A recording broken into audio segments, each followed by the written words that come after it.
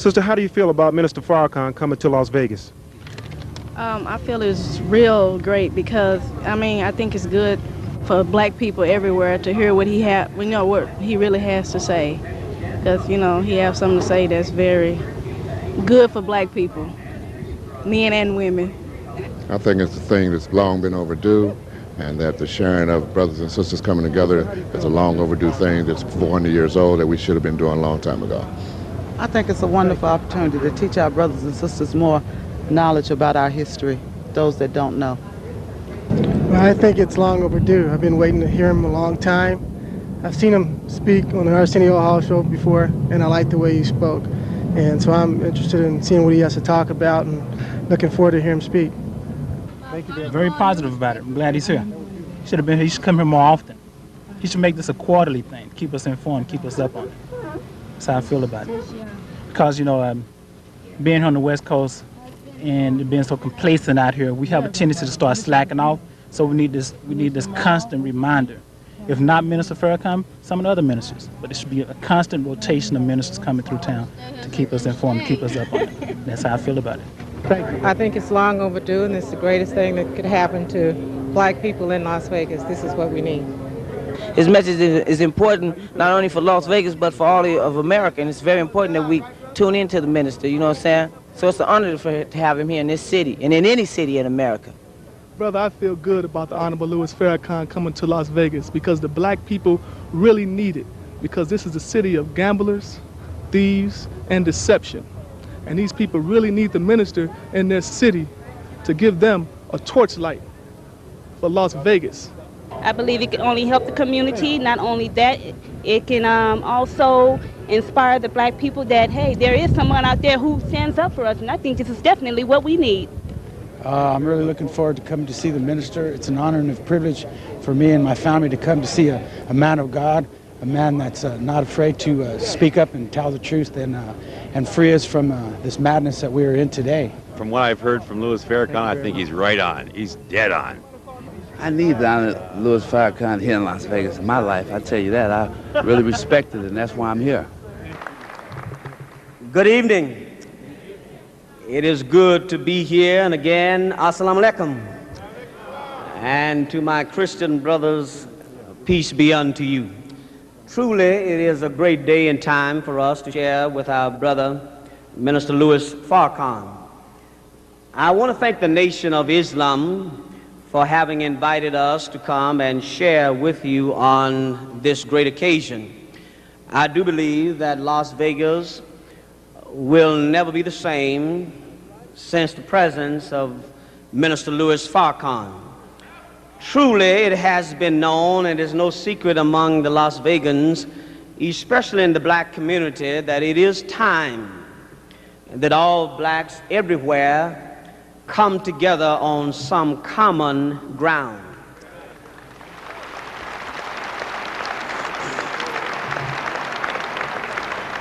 We must be aware and keep in mind that we only have one enemy, and this enemy is an unseen individual that works in the persons of humankind. We are dealing in a spiritual warfare. Ever since the inception of man, we've had to deal with an enemy. It is not any longer time to talk about I'm Muslim, I'm Baptist, I'm Methodist, I'm Episcopalian, but it's time to talk about brotherhood. The enemy has a way of dividing the people of God. One of his major tools is the tool of deception. So often we have been deceived by the subtle tactics of the enemy. The enemy strikes out at leadership. Oftentimes we are not aware why. There is a reason that the enemy strikes at the leadership. If a man sins, he only brings trouble on himself. But if the husband falls into trouble, trouble is on the family. When the president of a nation falls, the nation suffers the consequence of the fall. We must be aware that we are living in this day and age whereby we need unity among the black man and black woman. Sure, we disagree, but not let us be guilty of being disagreeable. In any arena, we ought to come on some common grounds. One note writer said that if you cannot get an individual to agree, there's either one of two reasons why there is not any common ground. Number one, that individual is just disagreeable. And secondly, he or she has not been given enough information. When the truth has been given, I believe anyone with common and spiritual sense can decipher for themselves what is the truth. Let no man, let no woman cause you to choose. Always be guilty of making your own mistakes. For every man and every woman must give an account to the Almighty for their own deeds. So again, in my closing, I thank the Nation of Islam, the Honorable Louis Farrakhan. I thank Minister Avi of our Western region. I think our local number 75 leader, Alfred Muhammad. Thank all of my Christian brothers, pastors, and clergy alike for having made up your own minds whether you would come and hear Minister Louis Farrakhan, not yield and succumb to the media's portrayal of this man. Let every man be guilty of his own decisions.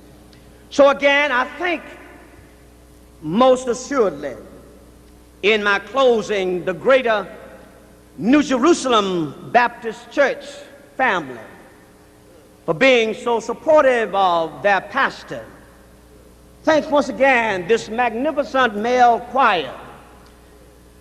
And I give honor to my wife Jessie and my son who is in this audience, knowing what task it is to speak the truth and then suffer the consequences of those truths. Thank you, one and all. Shalom.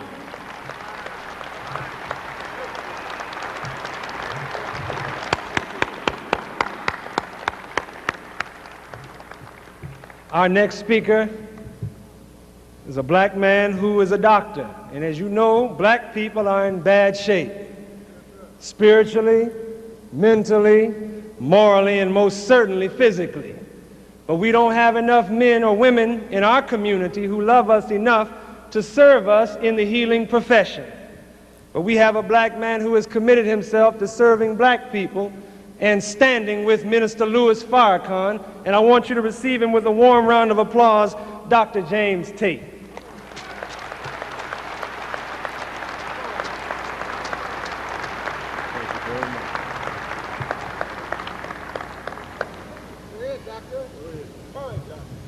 Good evening.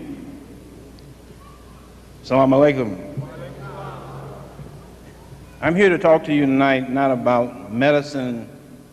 I'm here to talk to you, to tell you a story, if you will bear with me. 3 weeks ago, there was a meeting called supposedly with the participation of multiple groups concerned with the welfare of the African community in the city of Las Vegas. I represented my organization, which is the National Alliance Against Racist and Political Repression. At that meeting, which was called by the National Conference of Christians and Jews, now, not the National Conference of Christians, Jews, Muslims, Buddhists, atheists, and everybody else, but the National Conference of Christians and Jews, which starts from a flawed position in the first place because it assumes that everybody here is either a Christian or a Jew. The reason for the meeting was supposedly that we were going to get together and work on the problems of the community. That's a very noble thing to do. But it became clear within 2 minutes of the meeting starting that what this was really a lynch mob, and the target of the lynch mob was the Minister Louis Farrakhan. That did not happen.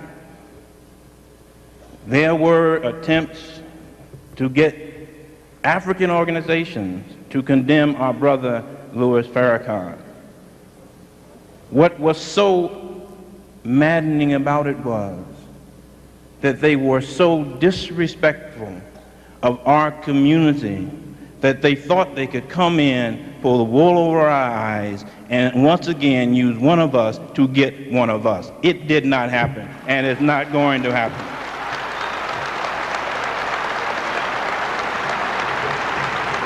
One of the people in this organization mentioned that we should forgive and forget. That's also a noble idea. But to forgive and forget, you must come to me asking forgiveness with clean hands. You cannot come to me asking for forgiveness with the blood of my brother dripping from your dirty hands. So if the National Conference of Christians and Jews wants to forgive and forget, then there's a few things they must do. One, they must publicly admit their crime in attempting to crucify Louis Farrakhan and ask for forgiveness. Two, they must pay to the Nation of Islam $100,000 to indicate how serious they are about wanting forgiveness. Three, they must confess their crime of getting the University of Nevada, Las Vegas, or attempting to get them to prohibit Minister Farrakhan from speaking in this building.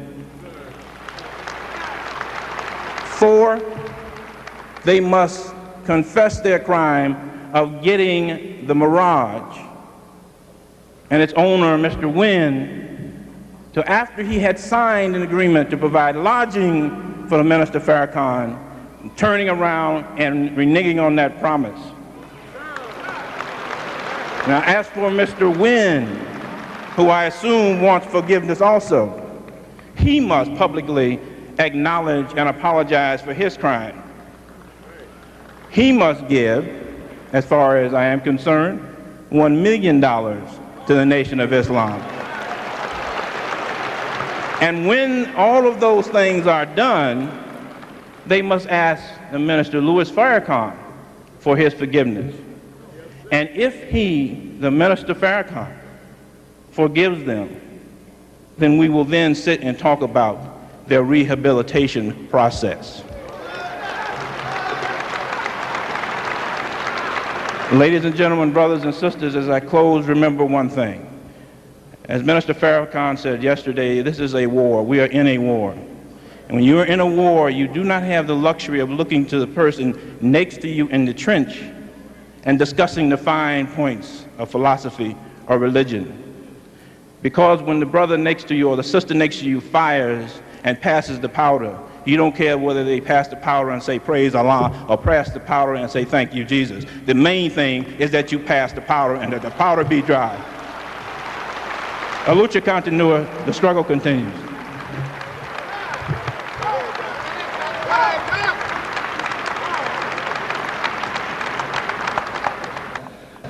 You and I have no reason whatsoever to hold our head down anymore, to be sad, to be unhappy, because God has given us a man who loves us so much that he will challenge the biggest enemies in this world for your and my liberation. Good news, black man and woman. Good news that God has made a man strong enough, bold enough, wise enough to stand for us and to challenge death's jaws for liberation of a people who were considered no people at all. And I say to you, brothers and sisters here in Las Vegas, Nevada, Sin City, you and I have the greatest opportunity that any people have ever had, and that is to walk with a man of God. If you lived in the time of Jesus, what would you look like standing on the sideline watching him from afar?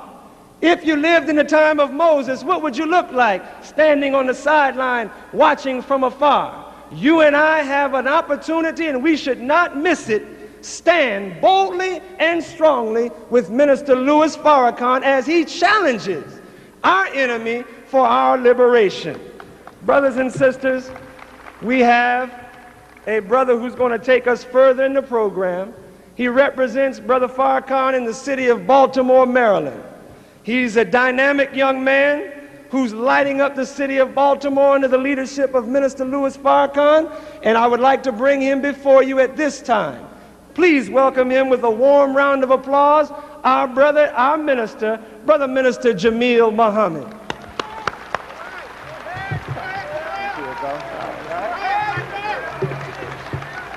Assalamu alaikum. Assalamu alaikum. In the name of Allah, the Beneficent, the Merciful, I bear witness that there is but one God who is the author of all truth and the sender of all prophets. So it is in the name of that God, that truth, and those prophets that I greet you with the greetings of peace. And of paradise, we say in our original language, Assalamu alaikum. It gives me great pleasure to be here, and it's a great honor to stand before you in the city of Las Vegas and attempt to serve once again as a witness of the work and representation of the Honorable Louis Farrakhan. As Minister Farrakhan is to black America a very key and vital element in our rise by the permission of Allah. So I want you to just buckle up your seat belts and get ready for a ride. You're going to hear truth represented tonight that you may have never heard anywhere before. But I am a witness as I have traveled from one end of America to the other with the Honorable Louis Farrakhan. And being in his company, I've never ceased to be amazed by one thing. And that is that when the voice of truth is in your city, in your town, in your place of abode, you hear and see and speak with a unified hearing, a unified speech, and a unified sight. What is it about the message of Farrakhan that makes it happen? Well, we are making history all over America and around the world. And it gives me an honor to come to Las Vegas, a city where they thought we would always be participants in the gaming and fun aspect of the American way of life. Am I right about it or wrong? Am I right about it or wrong? See, they thought in Las Vegas they would always have them a fun type Negro. You know what I'm talking about. A Negro to deal off the bottom of the deck. A Negro to box for them and dance for them and slam dunk for them and shoot cards and dice and you know what I'm talking about. Some of you, they think you like that today, but you know the real truth. Is that right? You dealing cards, but you looking at the real deal. Is that right? So in Las Vegas, as the Honorable Louis Farrakhan prepares to come before us this evening, we've got an opportunity to make history. Now, where else have you been in Las Vegas or anywhere else in America in the last years of your life and remembered where there are 6,000 or 7,000 black people together in one place with nobody gang banging and shooting and cutting and drinking, smoking reefer, knocking each other out? Huh? There's nobody here dancing, nobody singing, nobody providing the amusement for society. But today we're talking about building something independent to get up and go for self. That's why the leadership of Farrakhan is so important to black America. That's why his leadership is so necessary and vital. God has prepared a leader in the Honorable Louis Farrakhan, and you'll hear from him in just a few moments from this very podium. He has prepared a leader in Farrakhan that is irresistible to black people. I know some of you have come out tonight as curiosity seekers. I know some of you have come out tonight perhaps to listen for a lie. Others are looking for some flimsy hologram of an excuse to turn down what Farrakhan is doing in black America. But everywhere that he goes, under the sound of his voice, springs up new life. Everywhere that he goes, where we used to be gangbangers and robbers and second-story men and pimps and hustlers, today we are the clean members of the FOI, the Fruit of Islam. You should give Farrakhan's leadership a round of applause. Everywhere, all praise is due to Allah. That the voice of Farrakhan encounters the black woman mired in the double-digit doubt of being black and being a woman that hates you in a society for being black and for being a woman.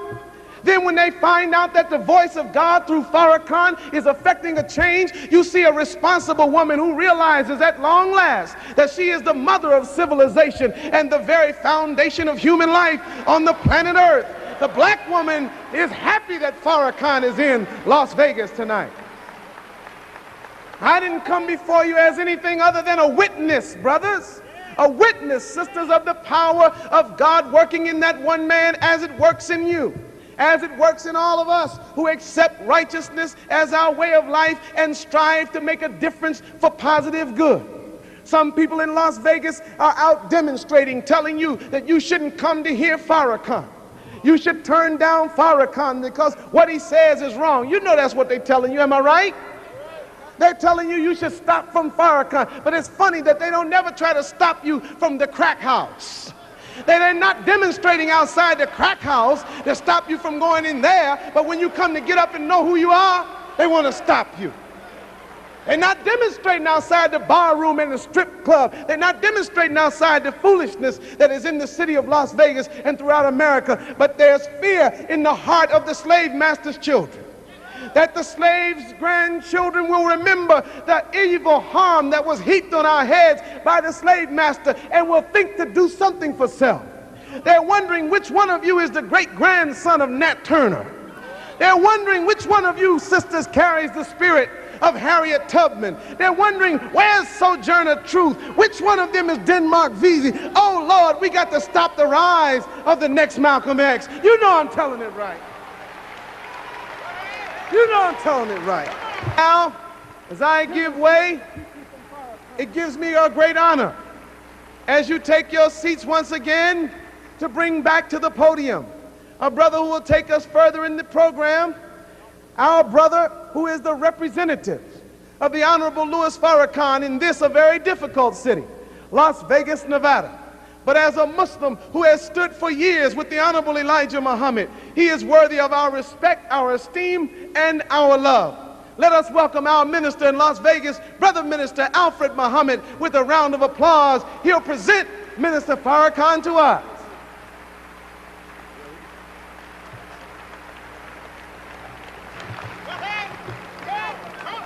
All right.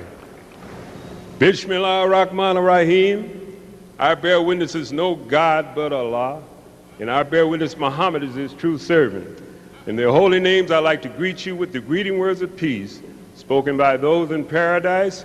Assalamu alaikum. Brothers and sisters, I'm so very happy to see so many of you who have responded to this great call. We're so happy to have our minister with us. He hasn't been here in 4 years, but he's back now to finish what he started 4 years ago. So at this time, we're not going to tarry. I know you don't want to hear me. You come here to hear one of the greatest men that ever walked the face of the earth, our leader and teacher. So I want you all on your feet. I want you to stand up for this great black man who have stood up for you, who have suffered here in Las Vegas and many other parts of the world. Let's bring him on, the Honorable Louis Farrakhan. Let's hear it for him. Come on, brother. Oh, praise be to Allah. Oh, welcome. Yes, sir.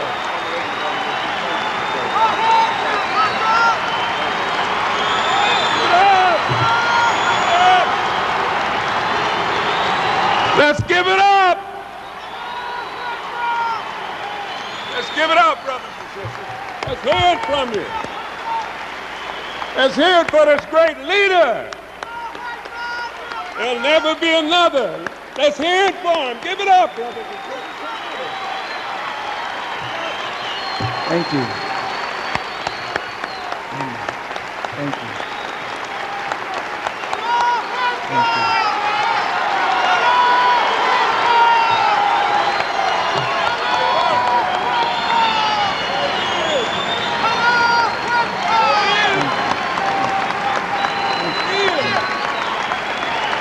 Thank you. Thank you. Thank you. Love you too. Thank you. Thank you. In the name of Allah, the Beneficent, the Merciful, the one God to whom all praise is due, the Lord of the worlds, Allah, the creator of all things, Allah, the revealer of all truth, Allah, the sender of all prophets. To him alone do I submit and seek refuge. We thank Allah for Moses and the Torah, for Jesus and the Gospel, for Muhammad and the Quran. Peace be upon these worthy servants of God. As a student of the Honorable Elijah Muhammad, I could never thank Almighty God, Allah, enough for his intervention in our affairs, raising up in our midst a divine leader, teacher, and guide, his messenger to us, the Most Honorable Elijah Muhammad. I greet all of you, my dear and wonderful brothers and sisters, with the greeting words of peace. We say it in the Arabic language, Assalamu alaikum. In English, that means peace be unto you. To Minister Alfred and to all of the believers here in Las Vegas, our gratitude to you. Where is my brother? Thank you. Our gratitude to you and to your staff and to all of the believers for their hard work to make this event successful and possible. Thank you very much.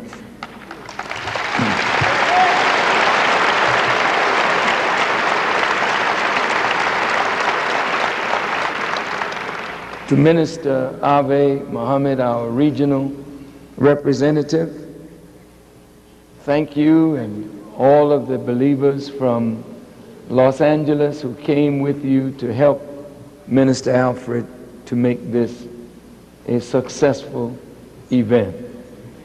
To all of the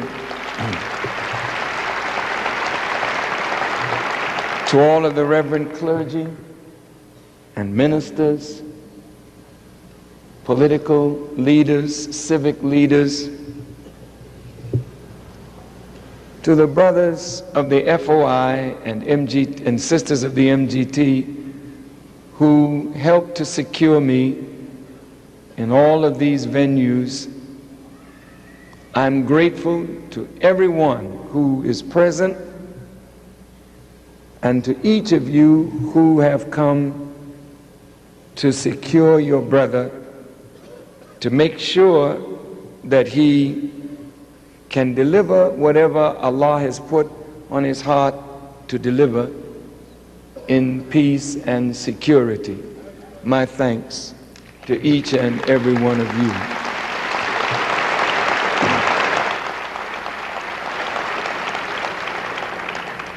And my gratitude to each and every one of you who came. And thank you for going through the search procedure, which I know is somewhat strange and to some somewhat offensive. And if it caused you any hurt or discomfiture, I ask you to forgive us. Thank you. Thank you.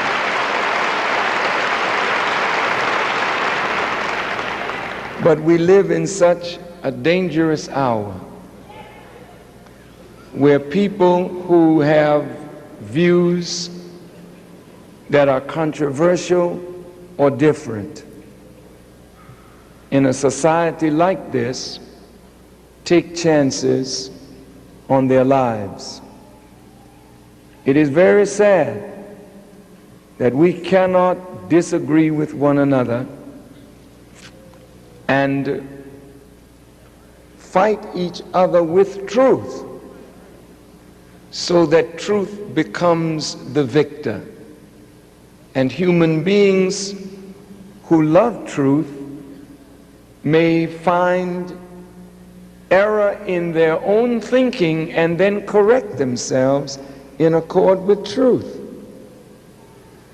But to hurt people or harm human beings because you have disagreement with them is totally unacceptable in civilized society.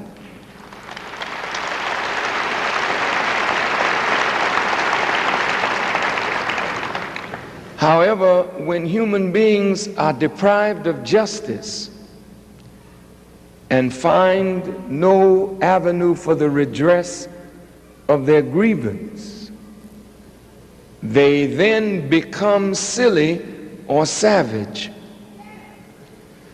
The Honorable Elijah Muhammad taught us that a savage is a person who has lost the knowledge of self and is living the life of a beast.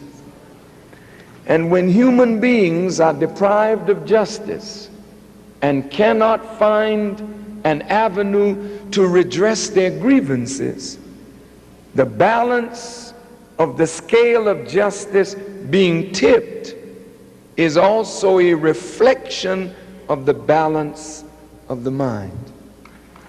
And when human beings become imbalanced, then other human beings must take precaution in a society where there is so much injustice and so much imbalance. So I thank you for accepting to be searched. But if we want to have peaceful meetings today, wise people have learned it is better to be safe than sorry. And so for 60 years, the Nation of Islam has always searched in our meetings. And we, by the grace of God, have never had a problem at our meetings. And since the Honorable Elijah Muhammad started searching people, now the airports find it necessary to search. Civil buildings or civic buildings, courthouses, find it necessary to search. I've even begun to see churches beginning to think like this because pastors have been shot down in the pulpit. The Pope himself has to come out in the public in the Pope-mobile because he cannot take chances being in the public. And when I saw President Clinton on his inauguration get out of his automobile and move into a crowd to shake hands, I said, this man is not taking adequate precautions, because nobody in America, or no king, or no prophet, or no president has ever been loved by everybody.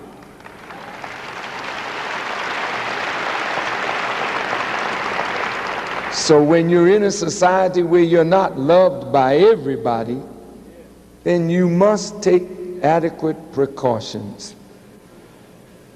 Our thanks to the owners of the Thomas and Mack Center for permitting us to meet here, although you tried to make it very difficult for us. Yes, sir. A few hours before the doors opened, our insurance was canceled. And they told us if we didn't have insurance, that they would cancel the meeting. And then yesterday afternoon, they wanted $16,000 by a certain time, or they would cancel the meeting. And of course, since I've been here, I've kind of felt like Mary, who was pregnant, trying to find a place to give birth to her baby.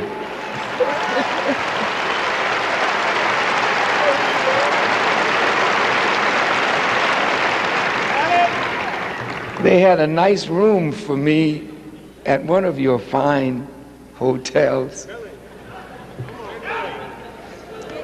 And they had paid for it, but I guess they found out it was I who was coming.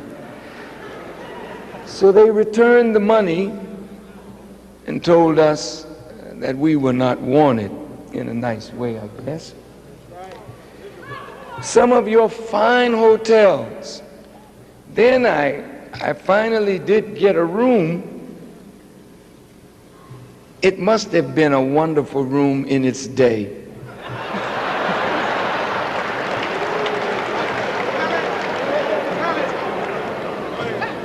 And I found myself not able to sleep too comfortably. I felt strange, and I put on the light, and there were ants in my bed and vermin in the couch.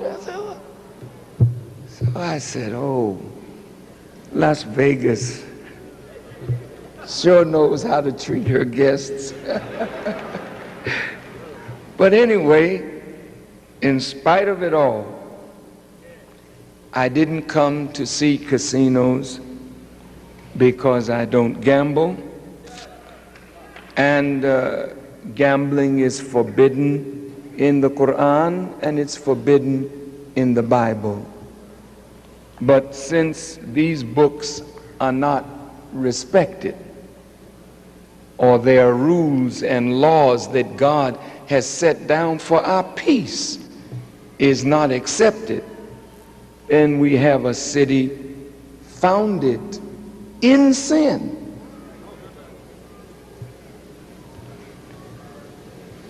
I know there's a lot of jobs that our people have at the gaming tables.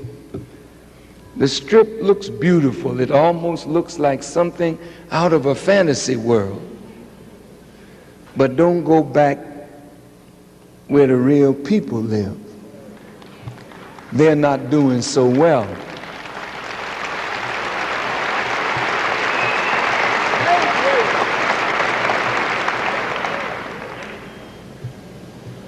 The same paper that talked on the front page about our minister condemning the city, and I don't think he did that. They were talking about the condition of the workers in America that the wages are less now than in some European countries.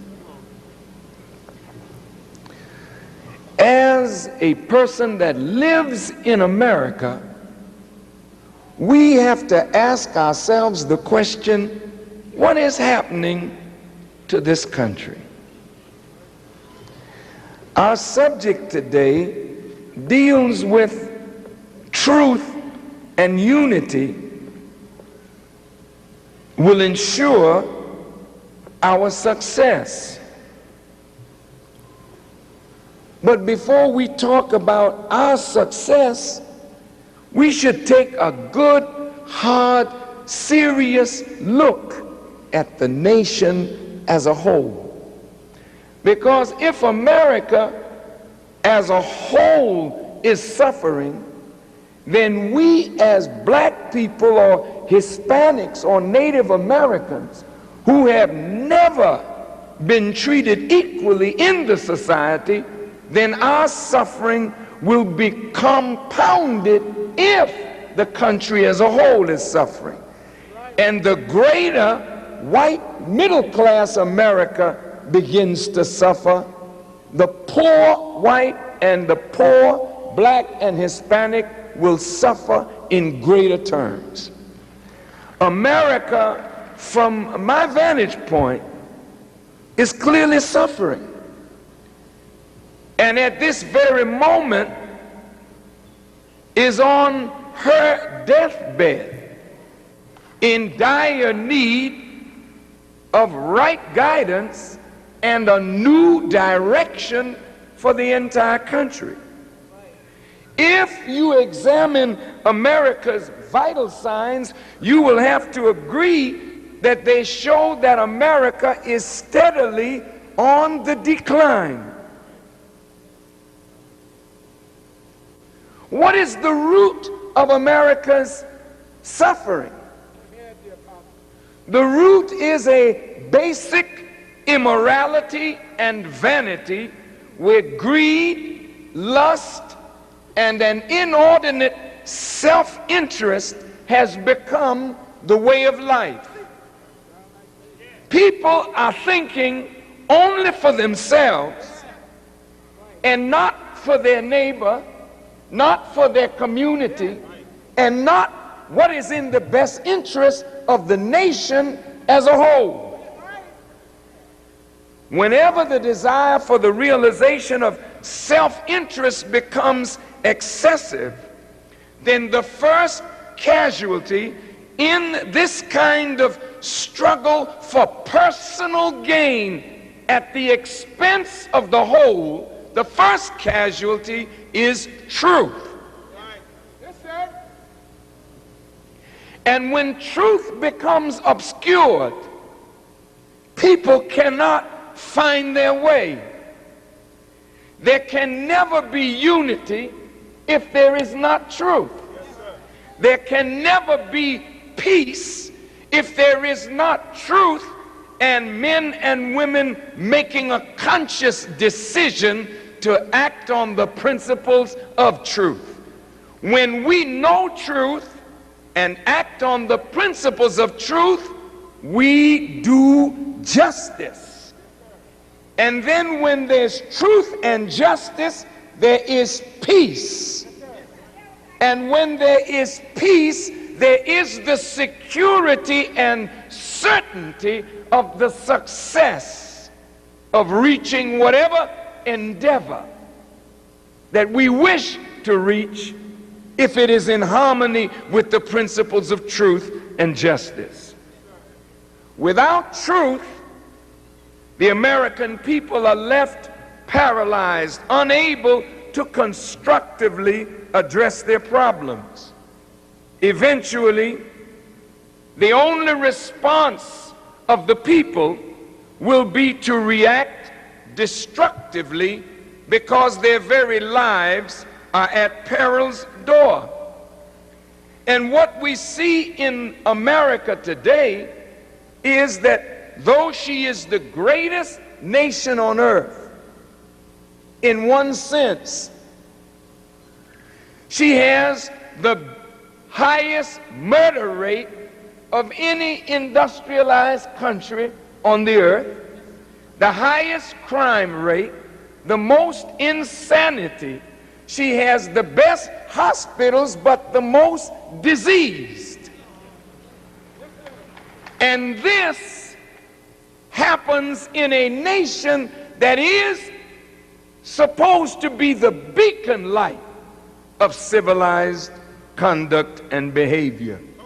But deep down in the bowels of America, there is a growing dissatisfaction. And this dissatisfaction could bring about revolution and anarchy in the streets of America.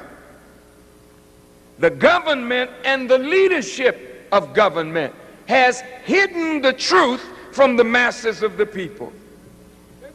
And the sad reality is government does not have a solution to the problems of the country. This is the sad reality.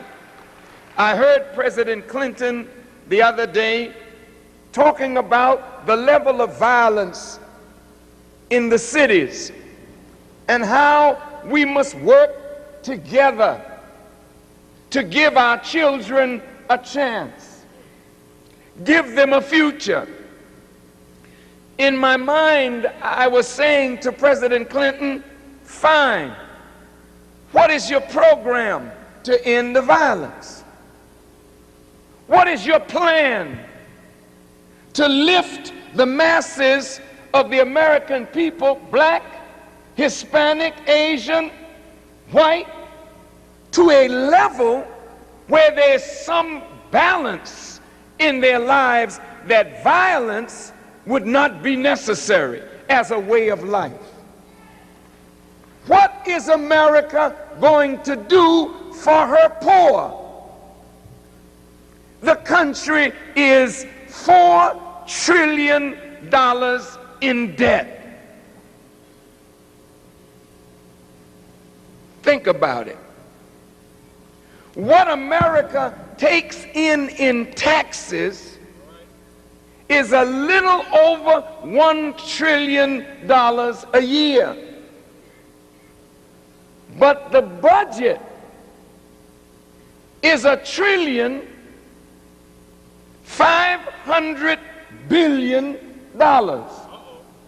This means that every year America is running a $500 billion deficit. By the time President Clinton finishes his first 4 years, the debt could well be between $6 and $7 trillion, which means that the gross national product of the country and the debt will be similar. To service that debt on $4 trillion is $288 billion a year. 1/3 of what America takes in taxes, she pays out to service her debt. When you get to $6 and $7 trillion in debt, everything that comes in taxes will have to go out to service the debt. America has become a slave to debt. Who is America in debt to?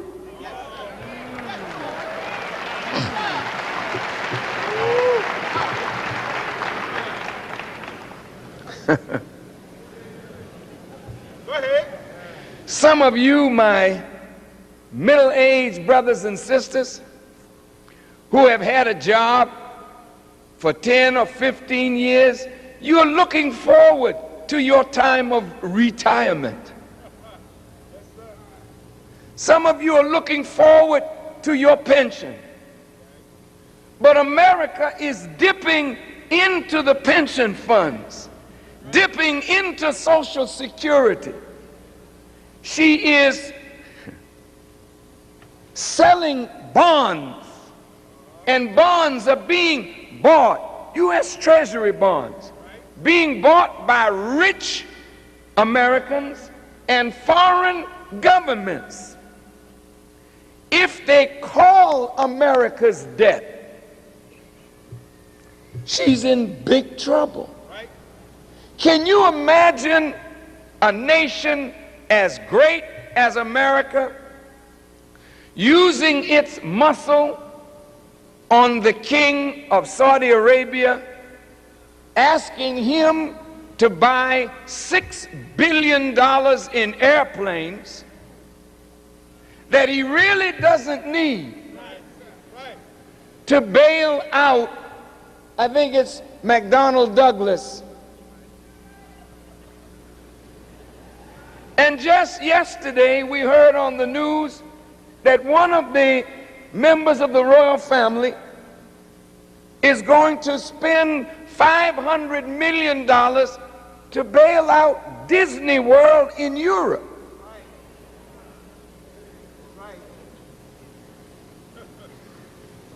America is in a little bit of trouble. This is a very dangerous time for the country and the world, and it is a very, very dangerous time for you and me. And while talk of racism and anti-Semitism swirl around my head,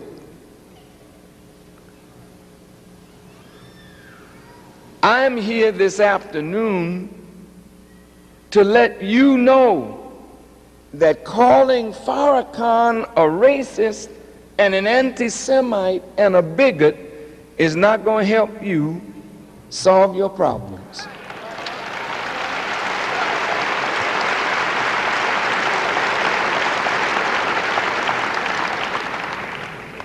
I deplore racism. I'm saying that again. I deplore racism.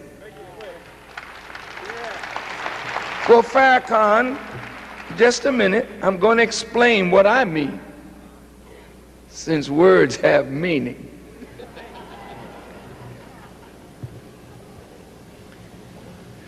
To be a racist, to me, according to its connotation, is to be one who promotes his or her race as superior to, better than, and therefore should have more privileges than any other race. Listen, that's not racism. That's wickedness. The real meaning of racist is to be one who seeks advantage for his or her own people. There's nothing wrong with that. You cannot condemn any human being for seeking advantage for his own or her own people. But to seek advantage for your own people by depriving another people of what God intends for all people is not positive love of yourself and your people. That is downright wickedness.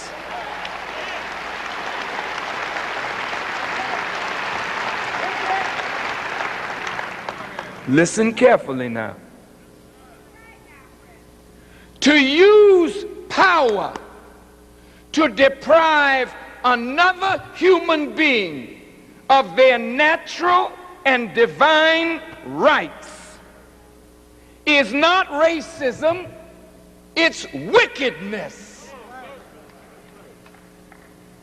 And I submit to you this afternoon that although I want to see black people uplifted all over the earth, I will never resort to evil to uplift black people by depriving any other human being of their natural, divine, and inalienable rights.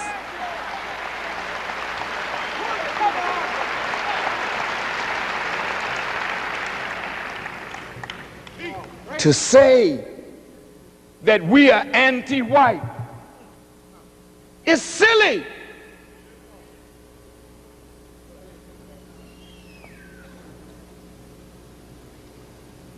Why, some of our own people look very light, near white. The very teacher of the Honorable Elijah Muhammad, if you saw his picture, you would say he's a white man. But we consider him our Savior, the great Mahdi. Well, if we were anti-white, we should be anti-him. Come on.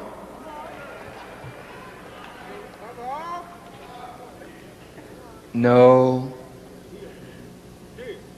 We have done nothing to keep white people from being successful.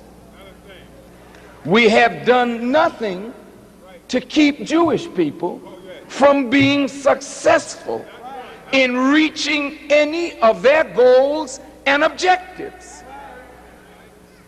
We do not marshal our money or energy, time or talent to block any other human being from achieving what God intends for a human being to achieve. So do not use false labels to describe Louis Farrakhan.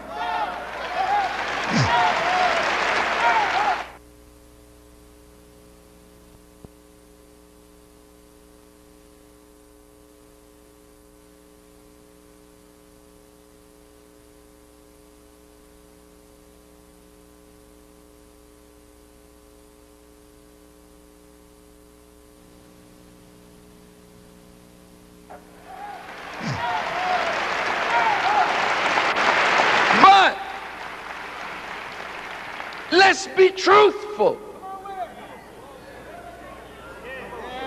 A whole people have been set at naught. Was that right to do? To deprive black people, Native Americans, Hispanics of their natural and divine rights? That wasn't a right thing to do, but it was done. And it was done in the name of white supremacy. And that is not racism, that is wickedness. The whiteness of skin color does not make one better, but when you think you're better because you are white, then the mentality that flows from that thinking makes the thinker satanic in his or her thought.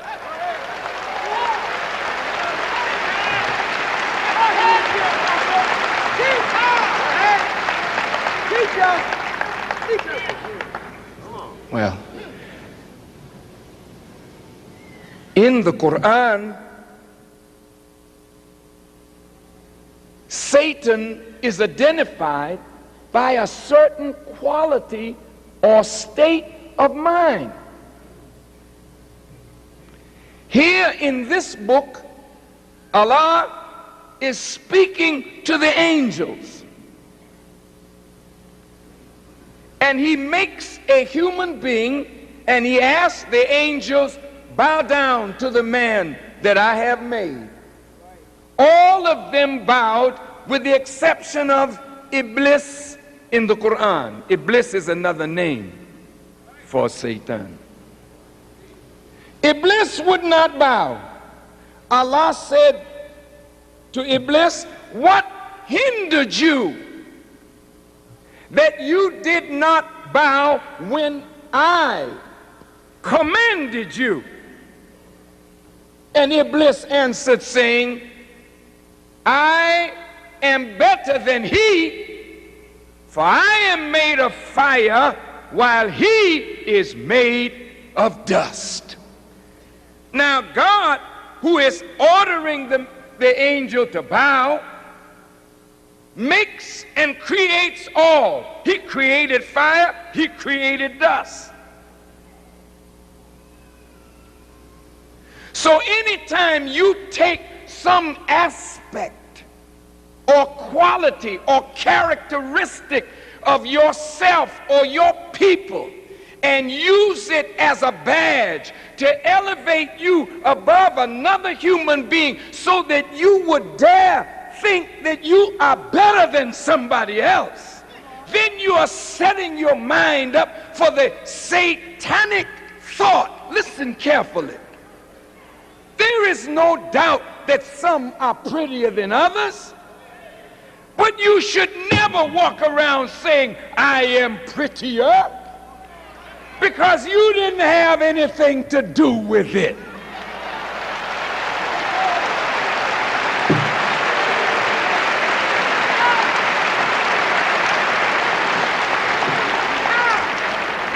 And the moment you begin to believe you're prettier, then you want to act different. I'm prettier. And you expect better treatment than somebody whom you deem as ugly. Some of you are educated and others are not. In this society, if you have a degree, you're better than the person that has no degree. Wrong! God is not judging people by their degrees or their lack of degree.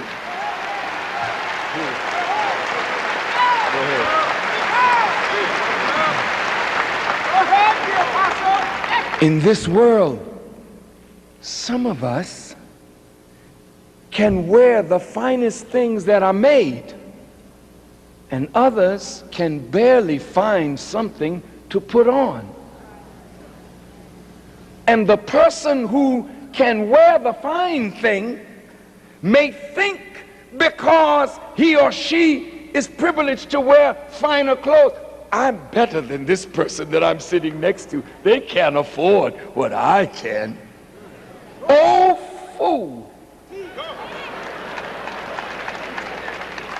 What would make you think that something that you put on over your body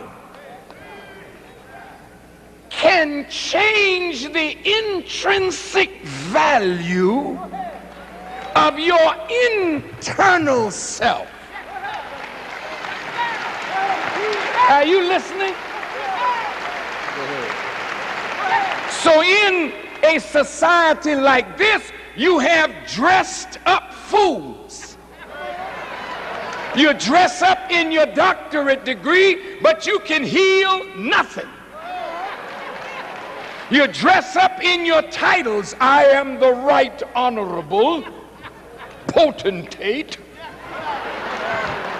the Grand Worshipful Master, the Chancellor, the Supreme this or that. And because we can affix titles to human beings, then we begin to suggest through that title that I'm better than somebody who doesn't have it. So organization, nation, community, family is breaking up because of the satanic mind. People basing their value on some quality or characteristic that they have that somebody else doesn't have, that they attach an inordinate value to. My color. Look how sick this is. God says in the Quran, I created man and I gave him his hue. Allah puts color in the rocks. Well, which rock do you want? You know? All the colors are there, buddy. Which one do you? Well, I'll tell you the truth. But you won't find the rock saying, hey, I'm a better rock.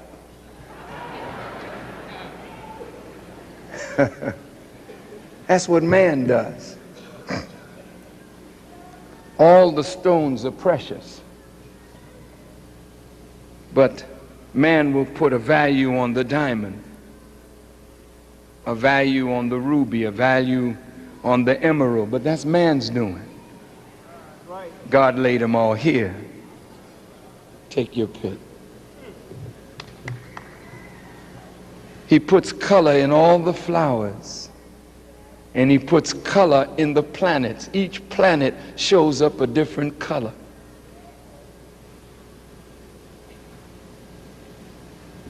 Man. And as human beings, we have different colors. Isn't it sick? I'm going to make something out of myself. You know who I am? I'm white. And because I'm white, I'm the best. I'm the best. And when you think like that, I'm speaking now to Caucasians. No. Not disrespectfully, but very respectfully. I'm not being disrespectful, but I'm speaking to Caucasians. When you think like that, you think that your color should give you privilege. And then you begin to tip the scale of justice because you see justice in terms of color rather than in terms of truth. So the black human being should not be treated equally to the white. Or the dark human being should not be treated equally with the light. That's because in your mind you have been poisoned with an alien ideology or philosophy. And until you are purified of that kind of mentality, you will not be fit to enter into a world that deals truthfully with the brotherhood of man.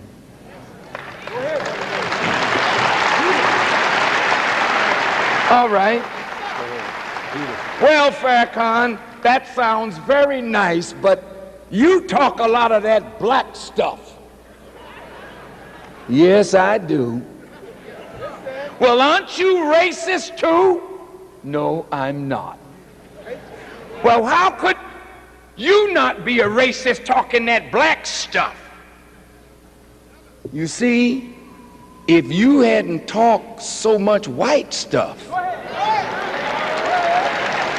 till you poisoned your own people and then poisoned my people too, where they are black and want to be what they can never be, and that is white. They are so sick now, they want blue eyes.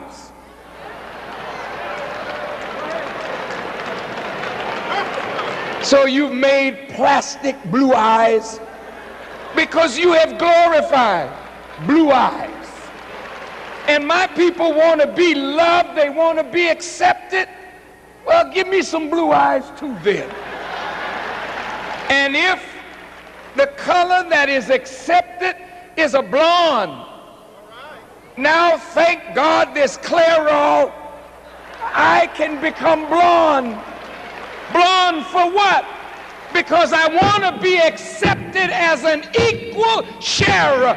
And if being white is what will make me acceptable, then I don't want to be black, I want to be white. And it is that white supremacist mentality that has made white America sick, and it has made black people sick, and the whole human family has become so color struck and color conscious that you are no longer a people of human quality. You are now beasts in human form.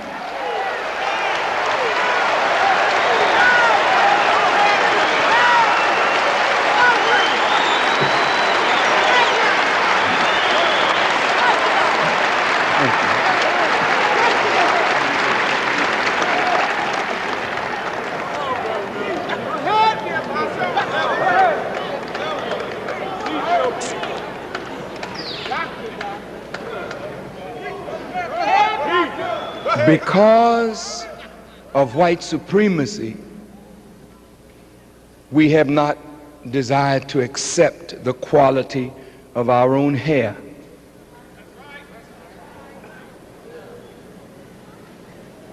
I mean, we now give characteristic to hair moral quality.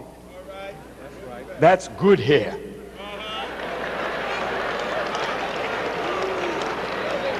Hair is hair. If it serves the purpose for which God created it, it's good. If it's kinky and serves the purpose, if it's straight and serves the purpose.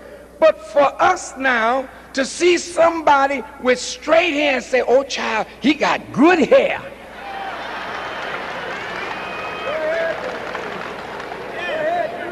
Then what are you saying about your naps? And what are you saying about God and the justice of God, that he would give everybody else straight hair and mess us up like this?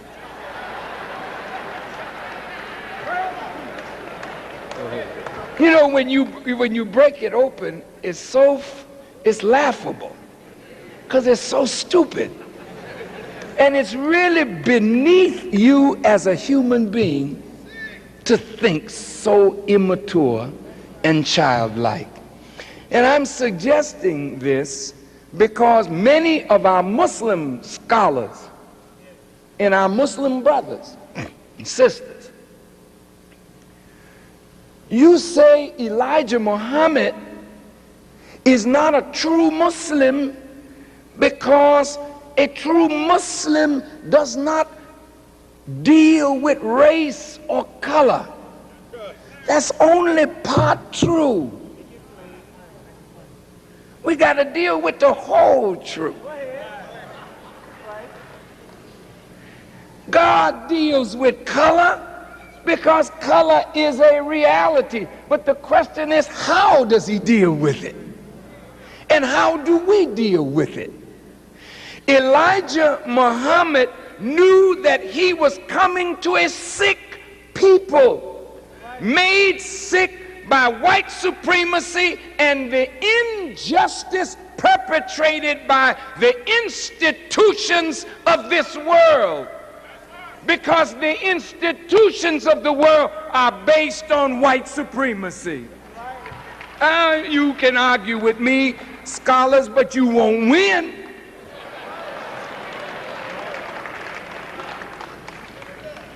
Religion is white supremacy. Come on, Christian, let's talk now.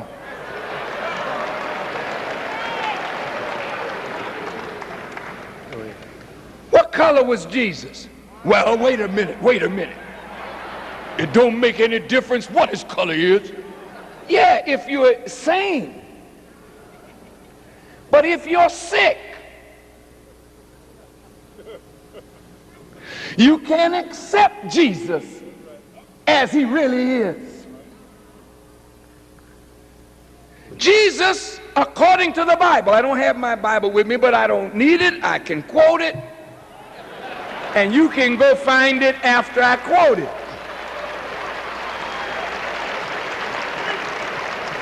The book said he had hair like lamb's wool, and he had feet like burnished brass.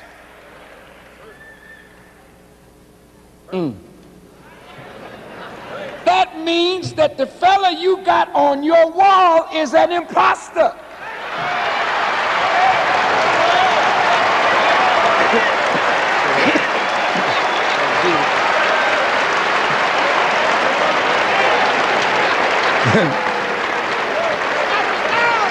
Isn't that something? The fella you got in your church, that's the wrong one. Well, what kind of FBI man are you? If you want to catch the criminal, don't you have to get an accurate description? If you want to meet Jesus when he comes, don't you want to know what he looks like so you'll be able to receive him?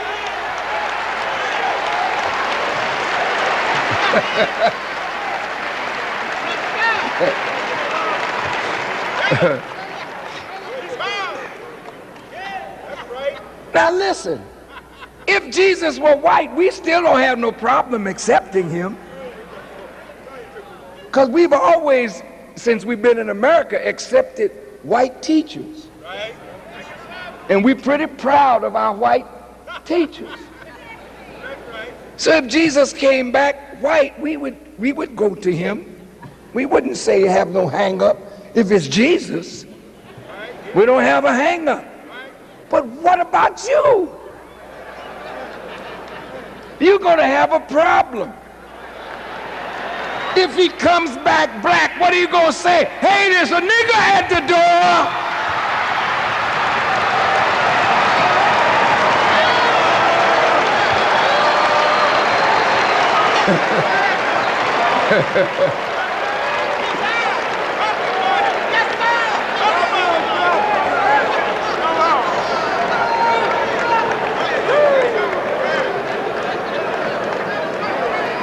So these problem areas have to be cleared up so that we all can meet him when he comes and receive him.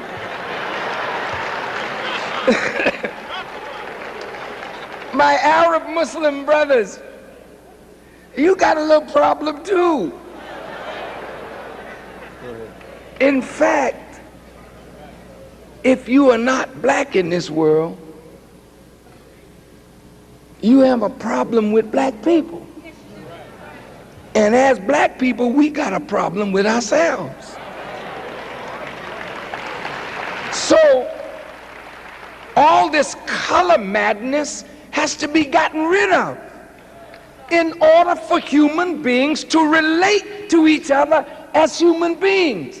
But you can't talk it away.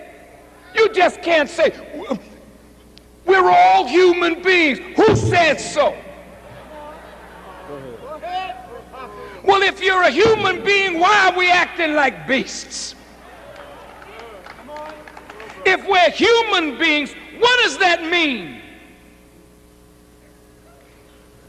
Human, you have the word human, humane, you have the word humus. You're coming from the soil, you're coming from the earth, good.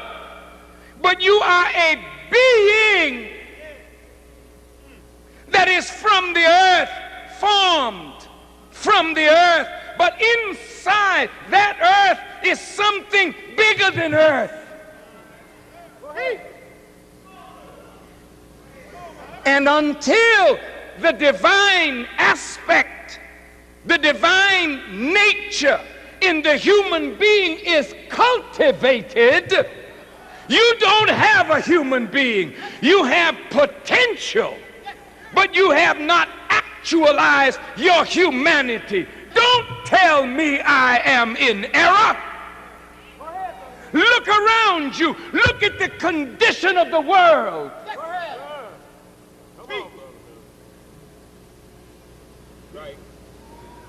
Drive-by shootings? Is that human? The way we're ripping off one another, is that the act of a human being? The rape and misuse and abuse of women, is that the act of a human being? I don't think so. Is ethnic cleansing the acts of human beings? Is what is going on in Rwanda the act of human beings? In Bosnia? In Yemen? No! Is the apartheid in South Africa the act of human being? No. You got potential, but as long as you live like a beast, then as a man thinketh, so is he.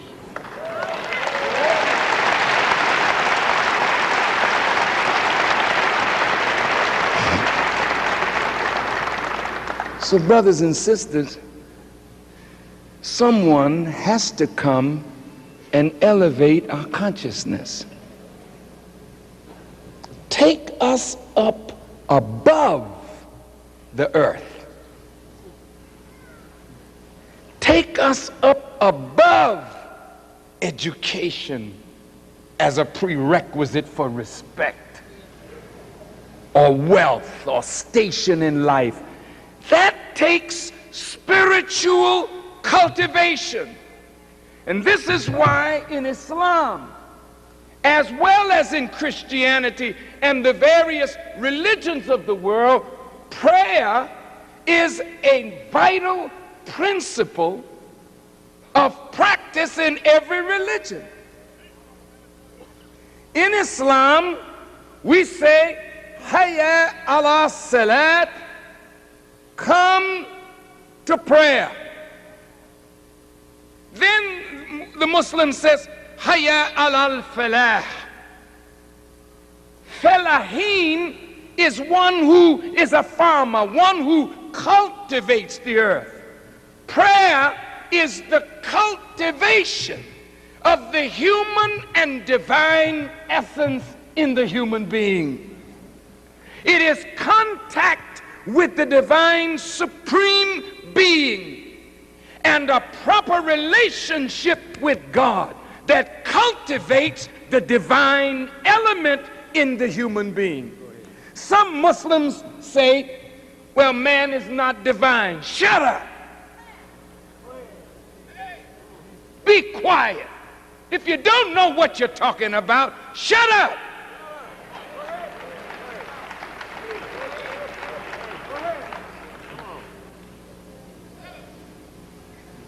Not you, the scholars I'm talking to. How could man, Bible, I'm talking now from the Bible, how could man be made in the image and likeness of God and not have divinity in his nature? Well, the Quran says there is none like God. True. But what does that mean? What does that mean? Sarah Vaughan was a magnificent singer.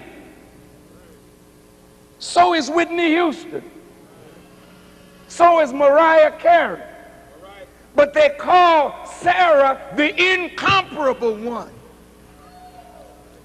Meaning what?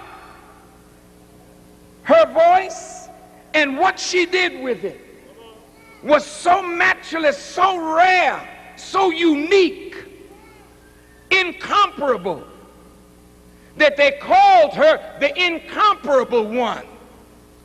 There is none like God, because God is the apex and the perfection of all of the sublime characteristics.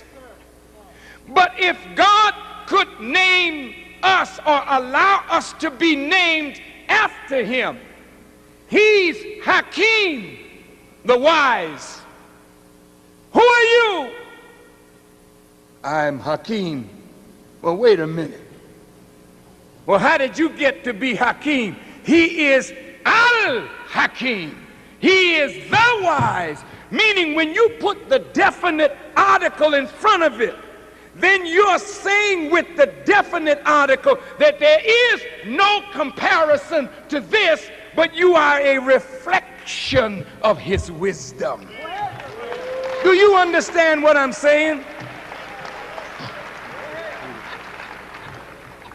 Are we all right? Yes, sir. Teach. Go ahead, the apostle. Yes, sir. Listen. The Quran comes at man's nature differently than the Bible, but they complement each other. Let's see what the Quran says about the nature of man. In the 30th chapter of the Quran, Allah says, set your face for religion, being upright, the nature made by God, in which he has created man. So the nature of God and the nature of man are similar.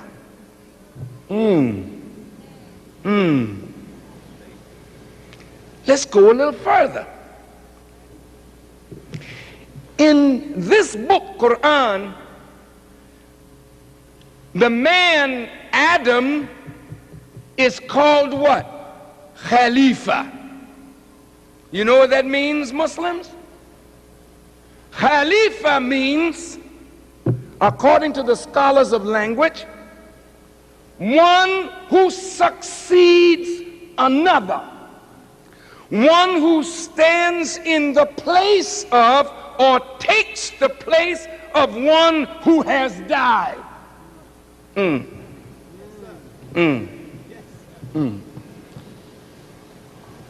Man is God's Khalifa or vicegerent on earth.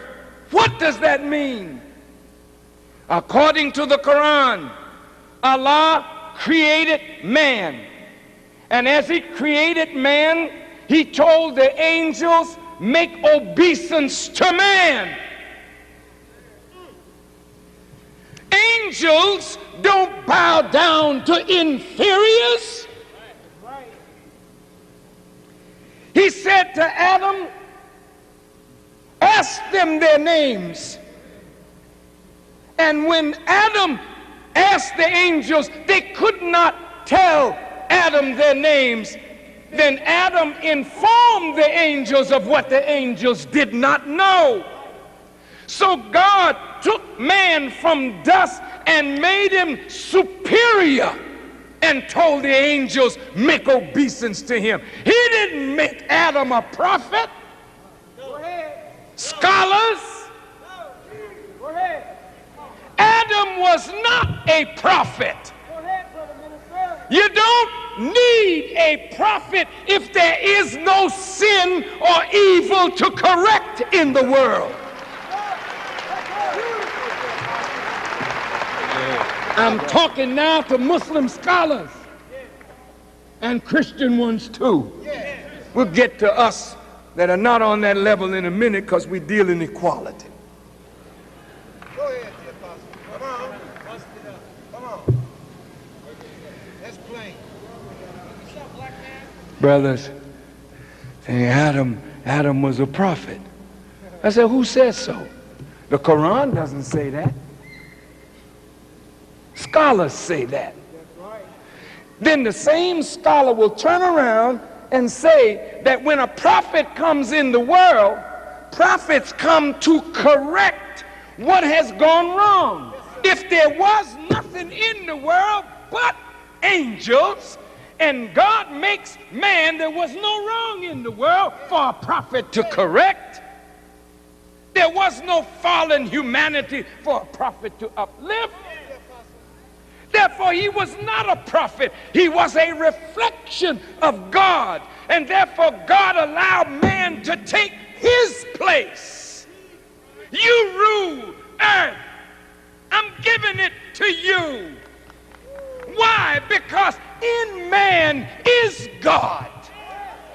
In woman is God.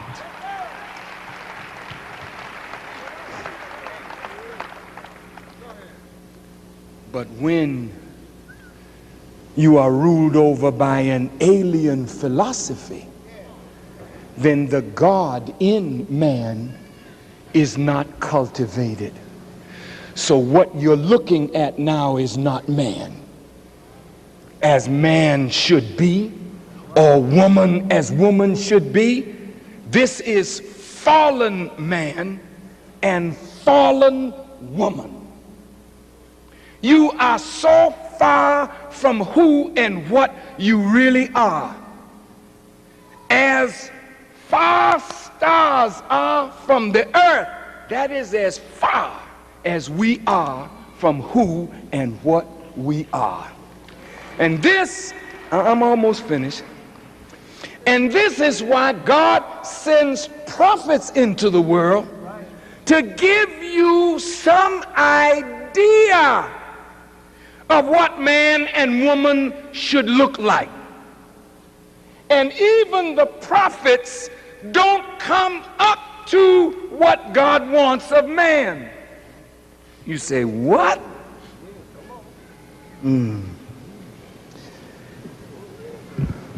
Oh, brothers and sisters, I don't want you to think that I've gone crazy.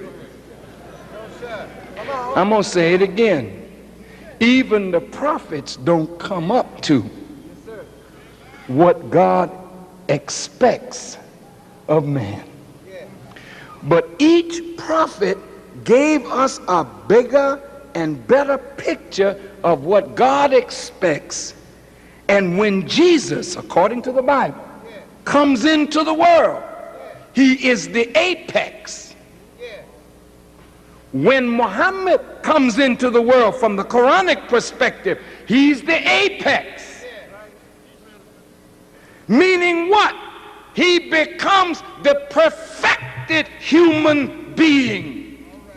The perfected human being is the perfect reflection of God. So in the Bible, when you see Moses, Elijah, and Jesus, and then a dove comes down, and the scripture says, "This is my beloved son, in whom I am well pleased." No more Moses, no more Elijah, but Jesus is standing there. And they call that the transfiguration on the mount. Go ahead, teach us. What do you mean transfiguration? It is saying that the perfect characteristic of God is coming as a figure across the characteristics of Jesus. So that Jesus, in his obedience to God, is so perfect in his submission that he becomes one with God, so that when you see Jesus, you're actually looking at God, even though Jesus is not God. He's a reflection of what man is supposed to be. Listen to me carefully. Listen. Jesus never asked you to worship him. You can't find anywhere in the Bible where Jesus told you, worship me. Jesus never told you, pray to him. You should never say, oh Jesus. You should always say, oh God, oh Allah, oh Yahweh. Jesus said, whatever you ask the Father in my name. That's a big difference than praying to him. Your power is broken when you pray to the servant and not to the Creator.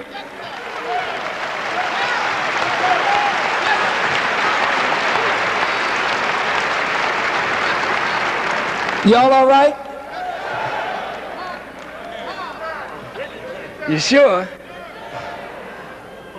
Let's go on. Now, just hang with me a little bit. I don't know when I'll get back to Vegas, so let's make it a nice night.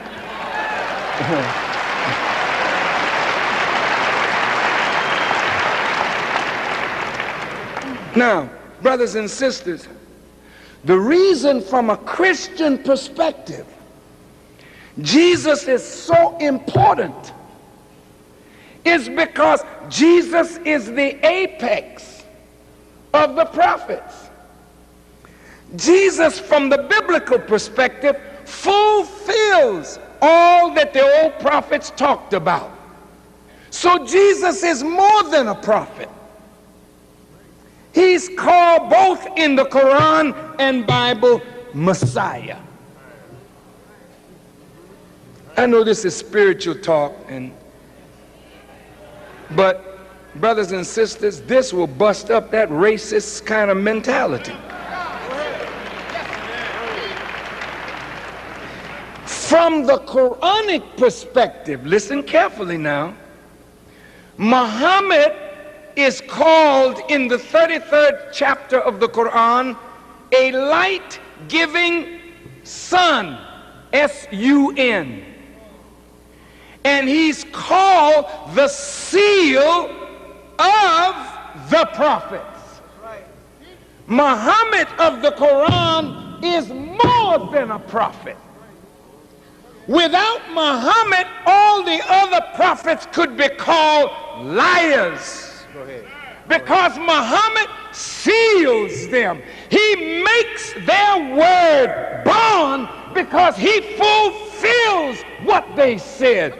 And therefore there is no life coming into the people until Jesus comes. Until Muhammad comes, then life can come back into the human community. Listen now. There is a difference between the historical Jesus and the prophetic Jesus. And there is a difference between the historical Muhammad and the prophetic Muhammad. And the problem with Scripture is we're mixing up the historical with the prophetic, and we get lost somewhere in between, and we're all looking backward instead of looking forward to the one who is to come in the end of the world. Yeah. The enemy destroyed the true message of Jesus. You don't have that message. Wait a minute. I know this hurts, but I can't be truthful to you. Some things will hurt, but they're not meant to hurt, but to help. If you had the true message of Jesus right now, we wouldn't have to be talking about unity. And truth would ensure our success. If you had the true message of Jesus, you wouldn't be acting like this or looking like this. Look at Christians. Come on, Christians. Let's talk now. Can we talk? Can we all get along?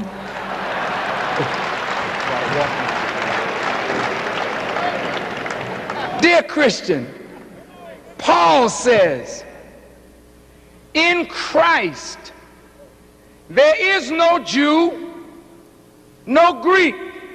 Come on. No bond, no free, no male, no female. All are one in Christ. Hey, you ain't reached that yet, have you? Why are we talking about sexism if we know Christ? Why are we talking about Jew or Greek if you know Christ?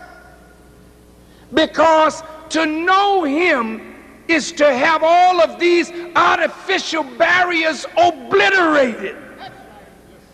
You don't talk male and female when you talk Christ. If you know Christ, the female and the male are God's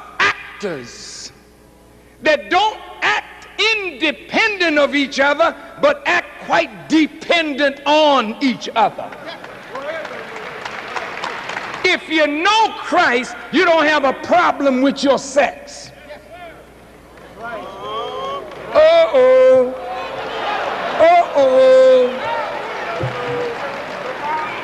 If you know Christ. How could you know Christ and have a problem with your gender? Well, I'm a woman in a man's body trying to get out.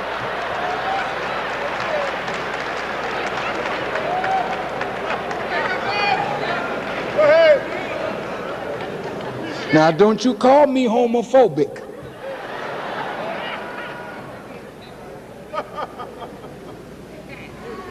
Because your Bible tells you that effeminates are not going to see the kingdom.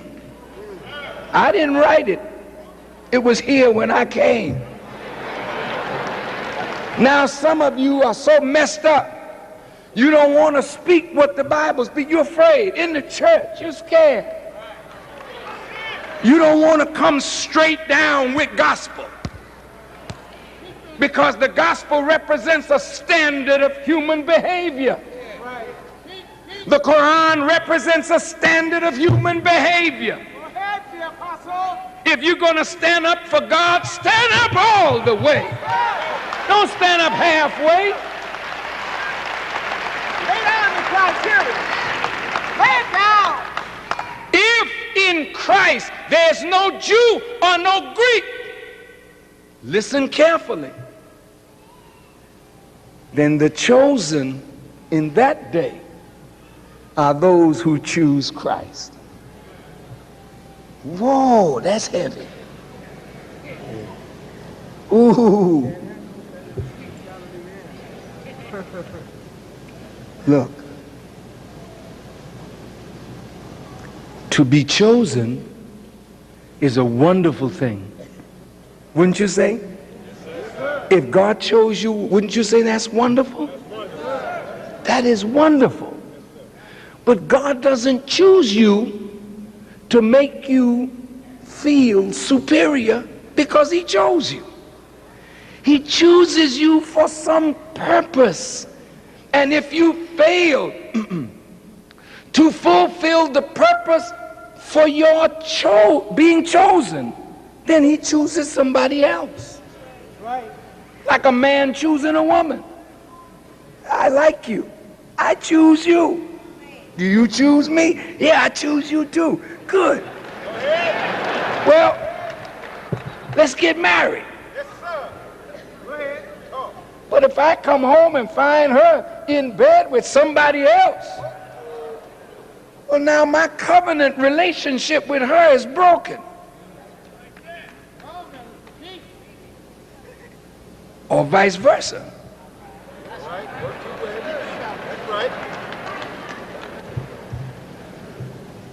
Because you know there was a woman in the Bible found in adultery, and they brought the woman to Jesus, but they never brought the man. I don't know how she could be found in adultery by herself.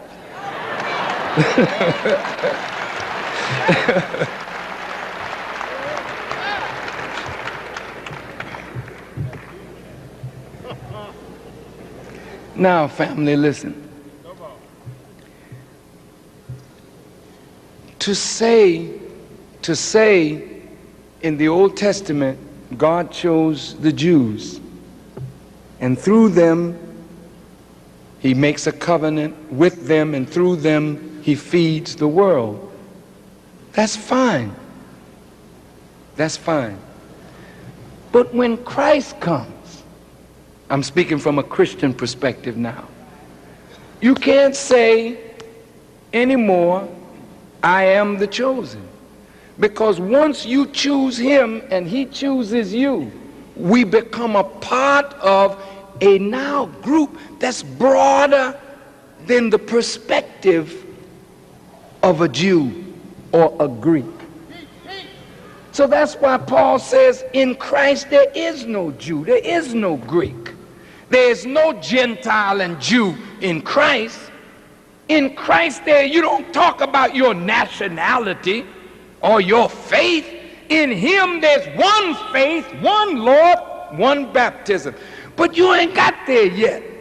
That's my point. We still hung up on all these things that separate us one from the other. We hung up on our color. We hung up on our religion. We hung up on our Jewishness or our non-Jewishness, our blackness or our whiteness. Well, hey, you haven't met Christ yet. Here are Muslims. Listen, Muslim. Muhammad represents that Christology to me that binds the human family. And even though the Arabs were the first to receive Muhammad, they are not permitted to say we are the chosen. Because through Muhammad, the whole human family is chosen if they choose to submit to God and follow the way of God, as exemplified by Muhammad. Now, let's see if we can tie it all together. This great nation, America, is suffering from two realities. The country is divided along the lines of class, race, and sex.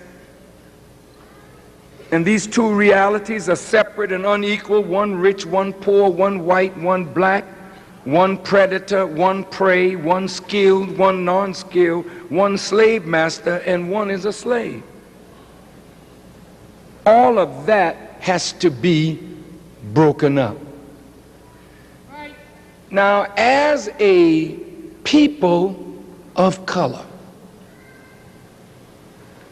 we have to get our house in order, because evidently the goal of America is not the goal of Christ or Muhammad or the prophets.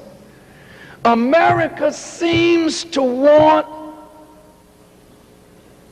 to be of white people, by white people, for white people. Seems to be. Oh yes, they've changed some laws. They have done that. They have done that. And that law that they've changed says you can go to toilet now with white people. Isn't that wonderful? We can eat in their restaurants. And we can stay at the Mirage or the Luxor or the MGM Grand if you can afford it. This is wonderful. You can live in any neighborhood that you can afford to live in. That's progress, isn't it? Yes. Some of my detractors say Farrakhan does not believe in a multicultural, multiracial, multi-ethnic society. He wants to be separated. Wait a minute. Why are you putting that on me? Did we have integrated quarters when we came over on the slave ship? You was riding on top. We were in the hole. Was there integration? Talk to me. When we landed on the shores of Jamestown, Virginia, did you treat us the same way you treated yourself? Did you separate us and segregate us? Did you? Yes, you did. We didn't live with you on the plantation. You gave us a place. Nice of you.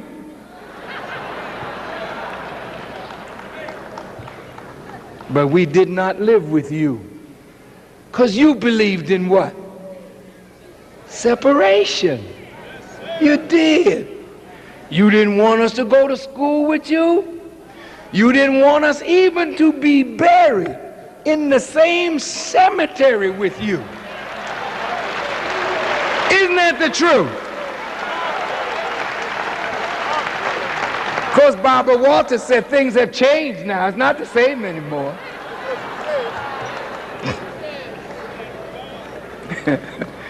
Yes. Things are changing. Are changing. But we're a long, long way from where America says she wants to go. And I rather think she's being very hypocritical. I believe she's saying something from her mouth that is not in her heart, and that makes her a hypocrite. And do you know why I say that?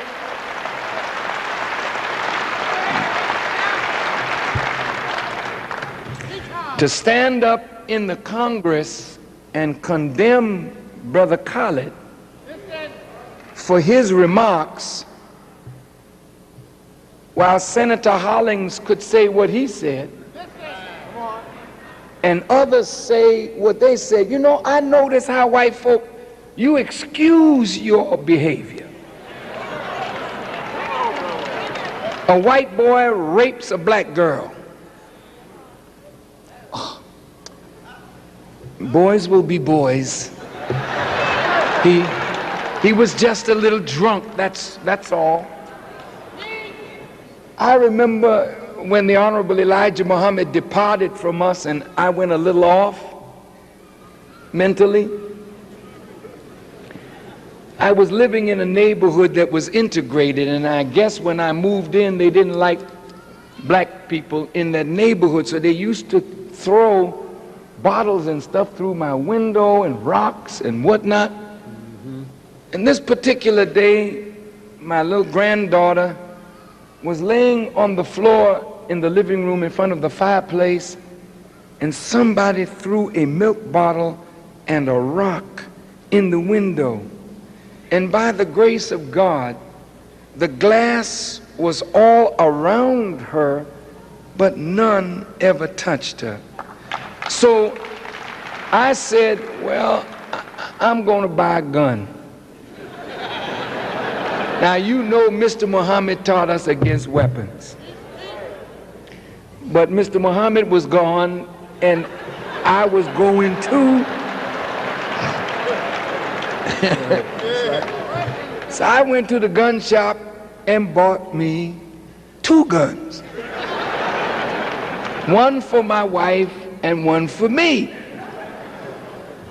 And I never did like those things.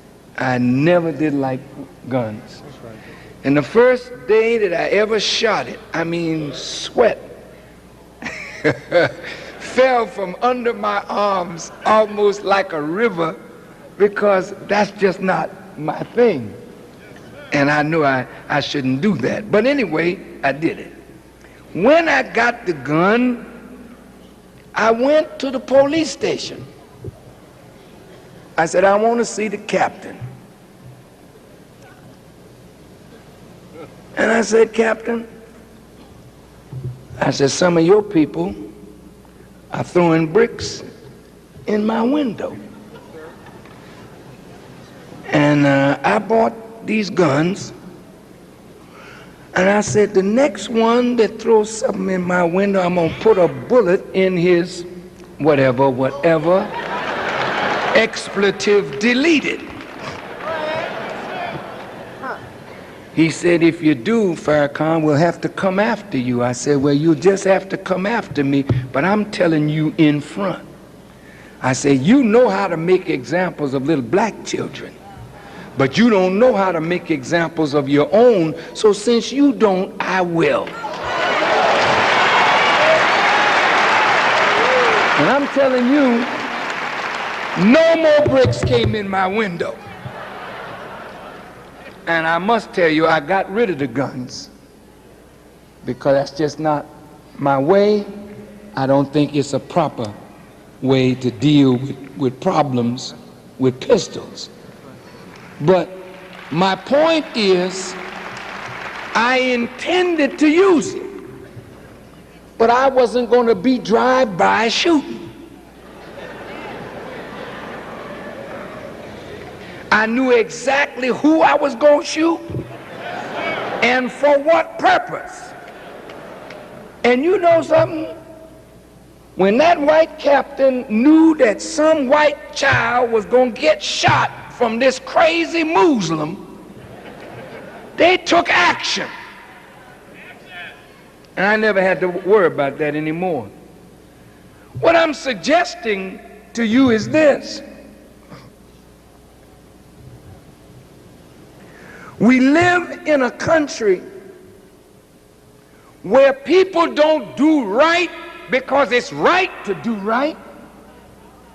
People only do right when you have the power to force right on them.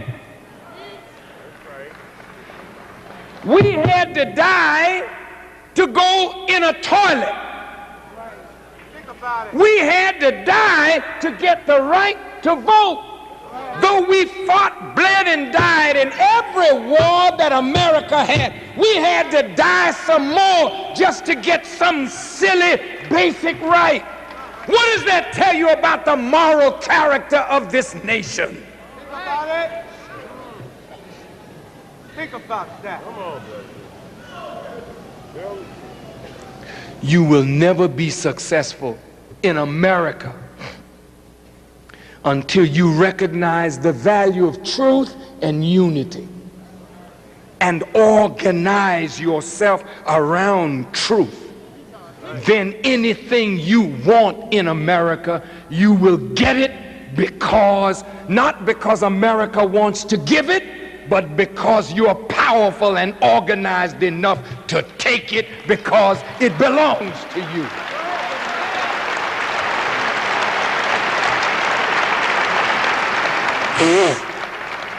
Excuse me.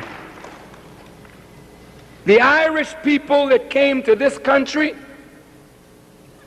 were oppressed. But the Irish organized as Irish people. In Chicago, the Irish are the police, the Irish are the mayors, the Irish are the commissioners. They give jobs to their own. Who can blame them? But if they were not organized, they would never have achieved it.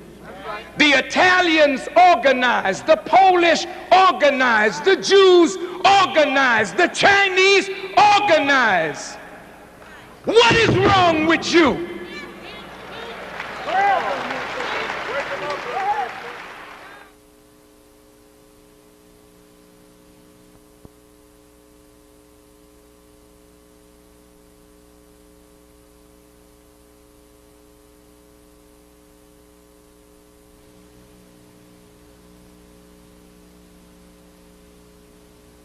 What is wrong with you?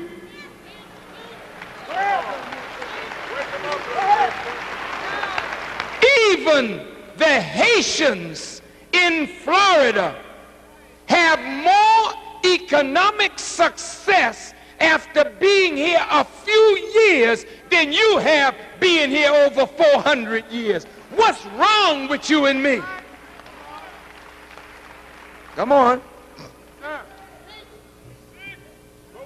Palestinians, because of trouble in the state of Israel and in the Arab world, they come and America offers them an opportunity that they never had in Palestine. Iraqis are here, Jordanians are here, Egyptians are here, Moroccans are here, Tunisians are here, Yugoslavians are here, Albanians are here, Russians are here, because America offers them an opportunity that they never could get in Europe or the Middle East. But you have been here longer than all and have less to show than any other ethnic or racial group. What is wrong now? We have to stop looking at somebody else and blaming them. We have to start looking at ourselves and finding out what are we doing that needs to be corrected.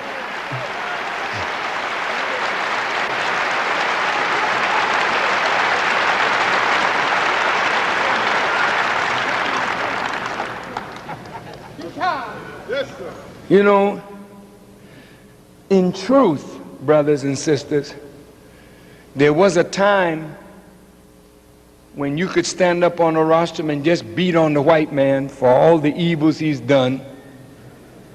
And you know, black folk would be happy in the audience. That's it, tell them, tell them, tell them.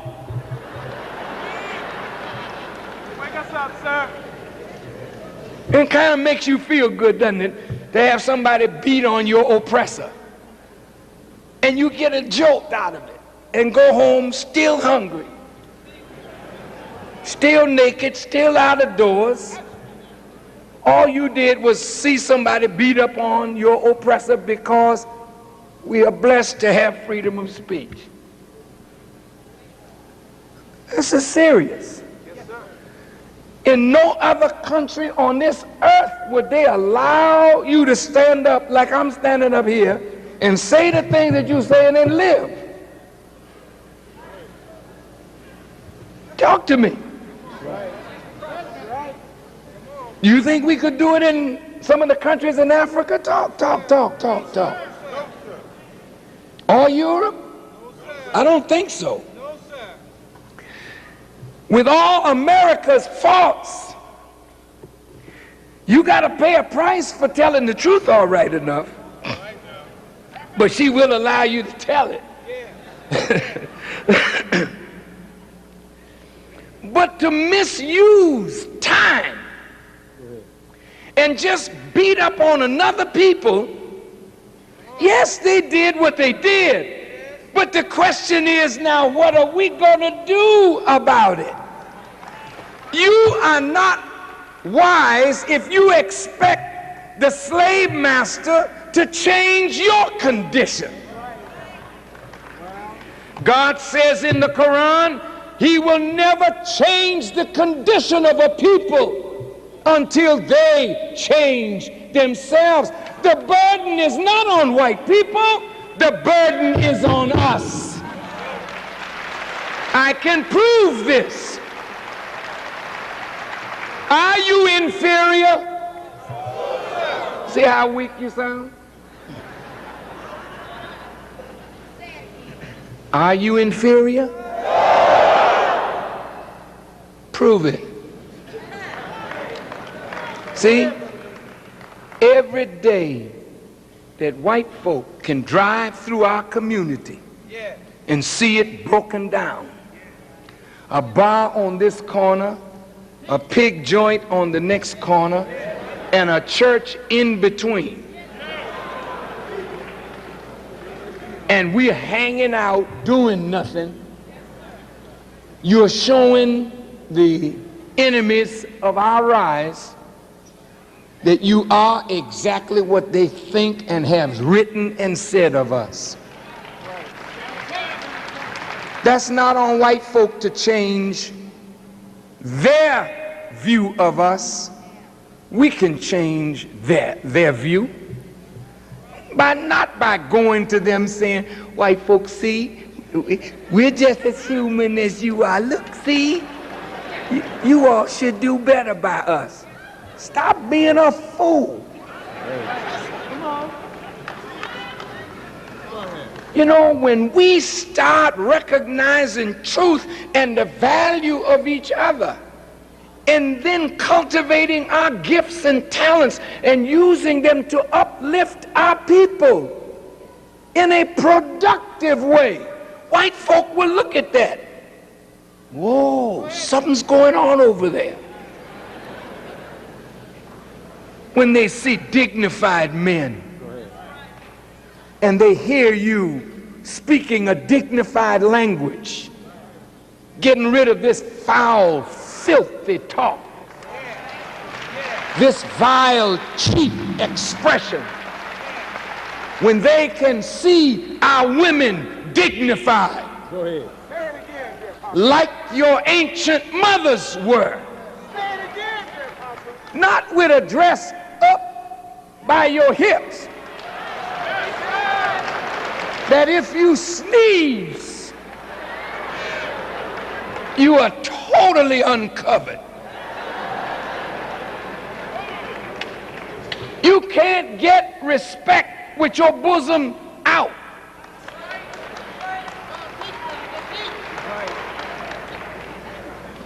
The babies start crying the minute they see you. They think it's feeding time. And some of these big babies cry louder than the little ones.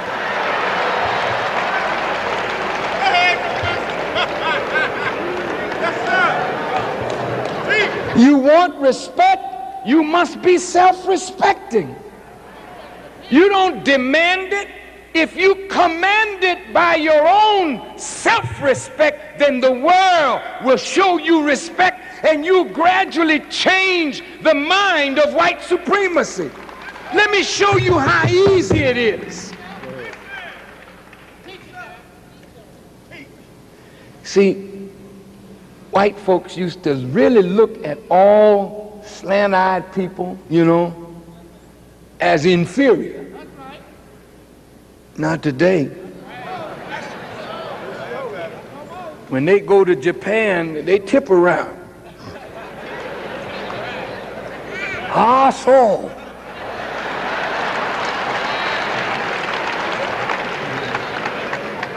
Japanese have earned America's respect. You beat them in war, and they gave you a hell of a fight until you dropped that bomb on them.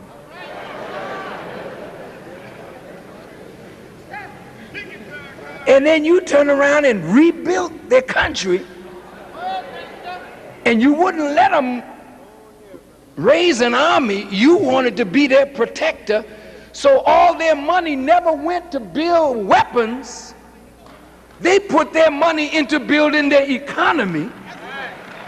You got into a silly arms race with Russia. Look at you. You've taken all these people's money to build nuclear weapons, stockpiles. Now you got SOC 1, SOC 2, SOC 3, START 1, START 2, START 3. Now you're going to collapse and destroy all the weapons that you built. Well, what about the people's money? Japan just kept right on. Oh yes, you build weapons. We build Toyota.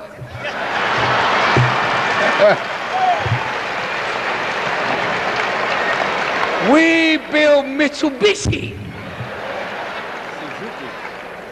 Suzuki. And throw in a little sushi on the side. And now you got to go over there and puke on them.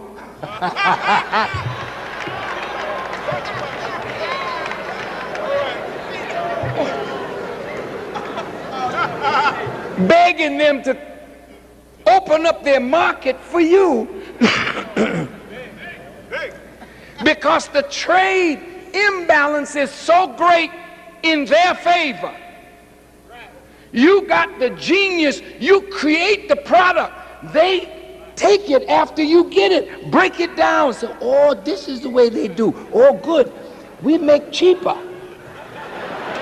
and we make better. Now you buying back from the Japanese your own technology. So you can't call them the slanty-eyed this and that. You respect those slant eyes now because they see you very well.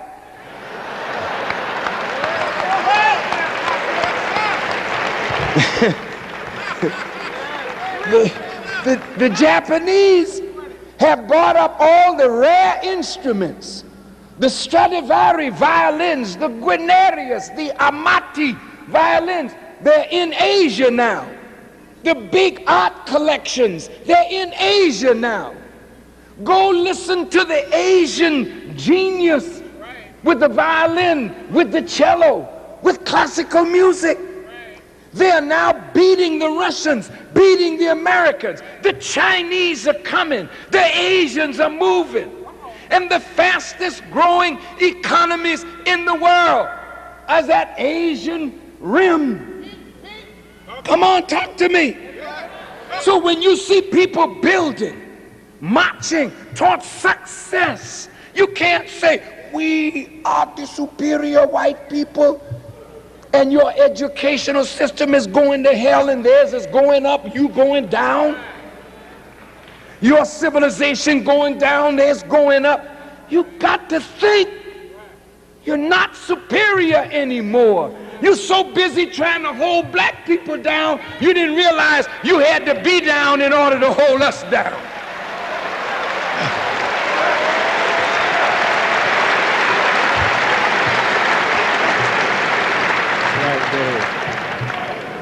Maybe you'll let us up now, huh?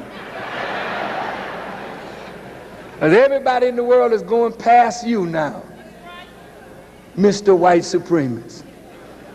Don't you feel kind of silly? I mean, it's so silly. I'm white. I'm the best. You got to now put it in school and make it a law. Teach the children America's the best culture on earth. You're just sick. And you need help. Yeah? Got garbage going all over the world because you can't find no place to dump your garbage. Barges filled with garbage, they're going, no, don't, this is Philadelphia, I don't want it here. Get it out of New York. No, I don't want it in Savannah. Africa, will you take it? You got all these nuclear electric facilities, but don't know where to store your nuclear waste. My Lord. Your infrastructure falling apart. Your educational system is, I mean, just archaic. It needs uplifting. Actually, you're really perpetrating a fraud. I heard those words somewhere before. But it's true. You're asking people to pay for an education that they won't even be able to use. And you're spending, oh, you're here at UNLV, aren't you? And you're going to get a degree soon. In what? Some of you come out with a degree in black studies. Market that.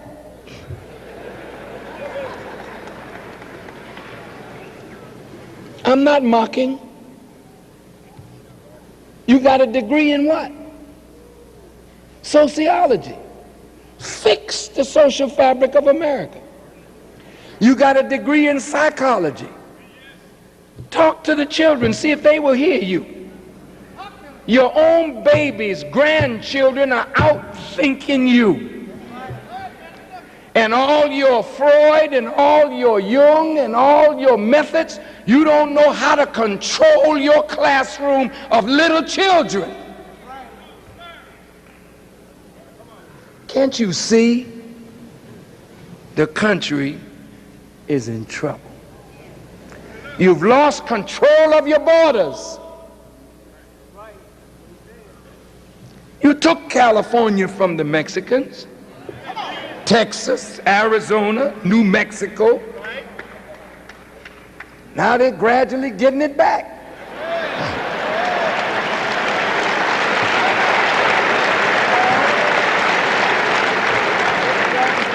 They're coming across the border. You call them illegal aliens. And they say this is legally ours.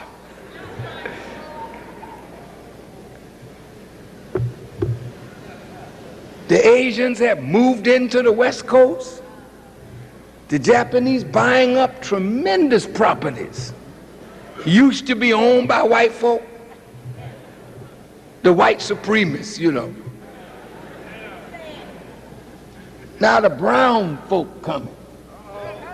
The yellow folks coming. Well, black man, I guess it's our time now. You have to have a goal and an objective that may be different from white Americans. What is the goal for all black America? We have a man here from the NAACP. Where's our brother? Would you stand, please, sir? We are honored, sir, to have you with us. The NAACP is taking on a different view, a different look. It's broadening its wings so that all of black America can find some refuge under her wings. I think it's wonderful. But the NAACP was started to advance what? People of color.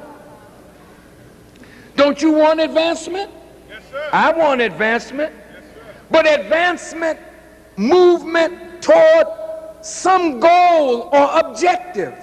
That's how you measure success. You measure success according to your ability to reach a goal, an objective. What do you want? Freedom, justice, equality. Isn't that what you want? Don't you want a full and complete freedom? Don't you want equal justice under the law? Don't you want equal membership in society with the best in civilized society? Isn't that what you want? Don't you want justice and jobs? Don't you want, when you're tried in courts, to have equal justice under the law? Do you think that after we have given so much to America that we should be living in poor housing, in the ghetto, or under bridges in cardboard, when we, our sweat and our blood, built America for them to enjoy? Don't you think we ought to have something better than what we have? Well, then, if we want that, truth and unity will ensure the success of our reaching that objective. Hang with me about 10 more minutes. We'll just wrap. Don't leave. Don't leave. Don't leave. Don't leave. Let's wrap this up. What truth do you need to know? You got to know God. That's number one. You got to know God. And you have to reconnect with God. Because God is the source of power, strength, and cultivation of the gifts that He gave. So there must be a turning back toward God. Second, you must have a knowledge of yourself. As a black human being, you must know who you are. When you know who you are, then you know what to expect from yourself. Who are you? You are the original people of the universe. The original people. Farrakhan, are you getting into that racist stuff? No. No. There couldn't be a white man if there were not a black man.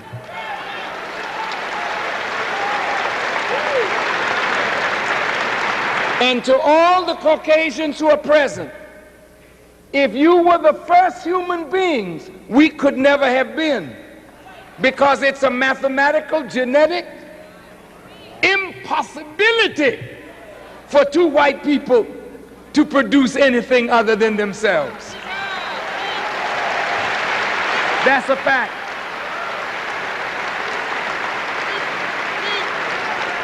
Now that hurts a white supremacist mind. I understand, but I gotta hurt that kind of mind so we can start becoming human beings again.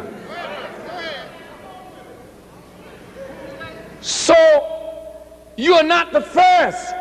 That don't mean you're not good. That don't mean you don't have qualities that are supreme or great. We're just talking about the original now.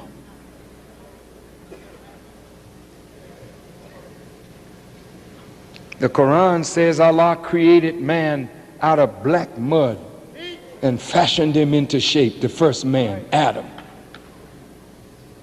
Well, genetics and biology and anthropology bear witness to the Quran. When you want to find the origin of man, you may visit Europe, but you don't stay there. When you want to find the origin of man, you have gone to Mother Africa, and there in Africa you have found the origin of the human family of our planet.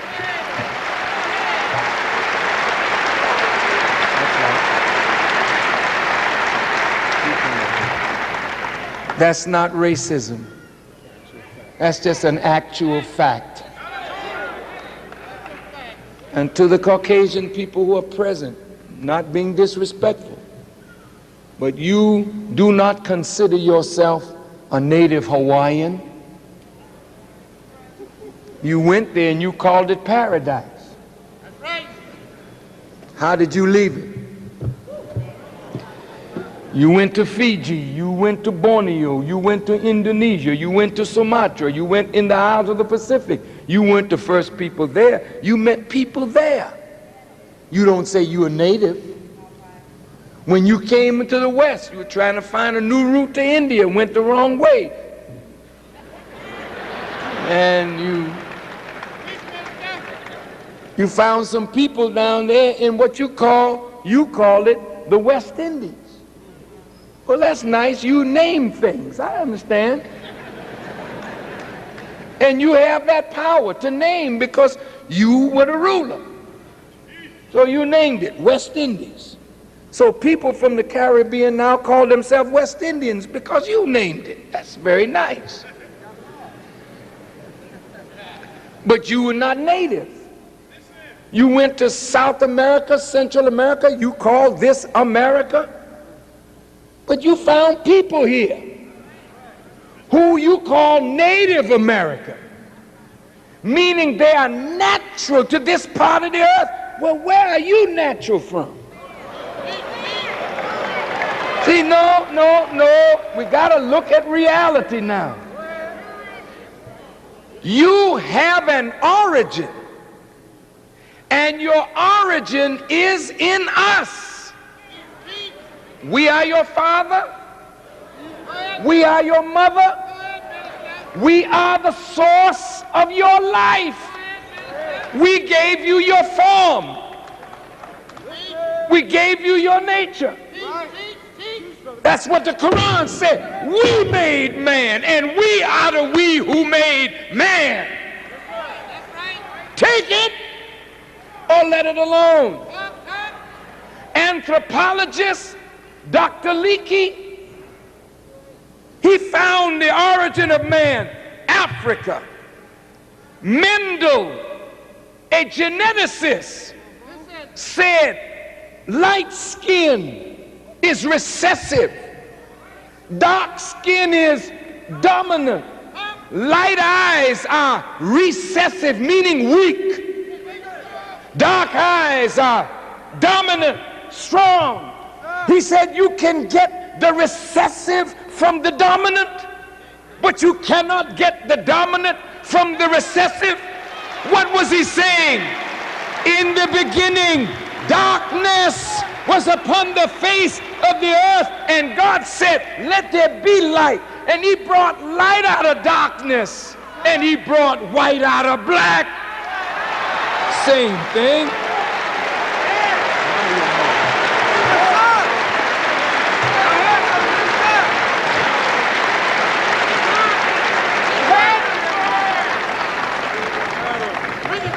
None of us can deny the greatness of white accomplishment.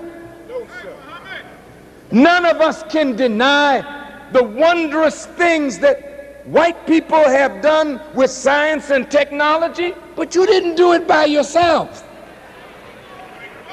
Come on now. We admire this marvelous contraption you put out in space, orbiting around the earth. That was a wonderful feat. We marvel that you were able to go to the moon and step on the moon. That was great. But the greater feat is who created the moon. The greater feat is who put the earth under your foot to launch from. Isn't this a smooth ride? You're moving at 1,037 1/3 miles an hour, moving through space, and you don't even feel it. Ain't even a bump until God get ready to shake it. The people in California understand. They know. They're moving to Vegas in droves.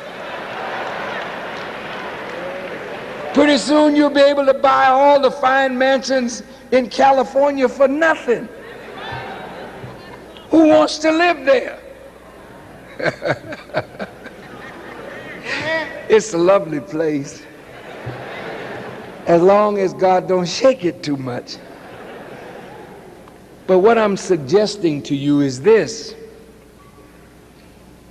knowing yourself as original people, you should then know your history to know what you're capable of accomplishing. White people have done a tremendous thing in their science and technology and advancement. Nobody can take that from them. Give credit where credit is due. But you know what? They are unearthing civilizations under the sand and in the jungles and in the sea, built by your fathers, that are superior to this one. Yes, sir. Because you build your civilization on mathematics. And the mathematics that built this world is an inferior mathematics to the mathematics that have built the wonders of this world. And they call them wonders because they wonder how they did it. How did they get those great blocks of stone in the desert and build a pyramid in the desert? How did they make it last for thousands of years? Civilizations come and go, the pyramid remain, and the Sphinx sitting there. Napoleon so angry because he saw that big broad nose and those thick lips. He trained his cannon to blast the nose off so that he could help them to tell the lie that Egyptian civilization is white civilization. You ought to stop. You should be ashamed of yourself.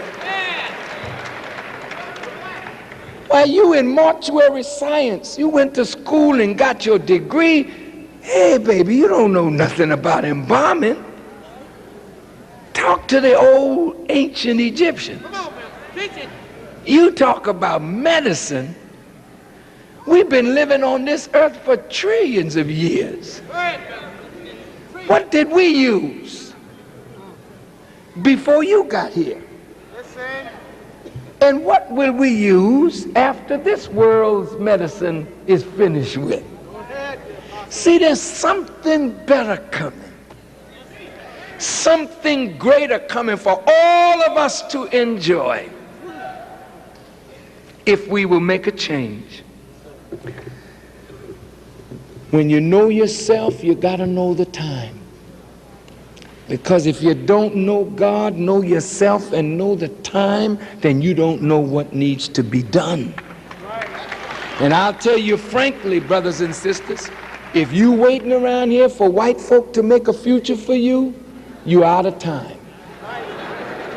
You will not be successful. No beggar is going to be successful today. Now you want to pick it, saying to our brother from NAACP, marching and picketing, that ain't gonna get nothing.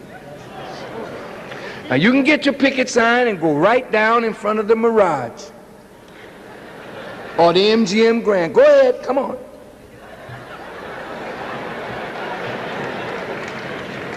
They ain't treating us fair.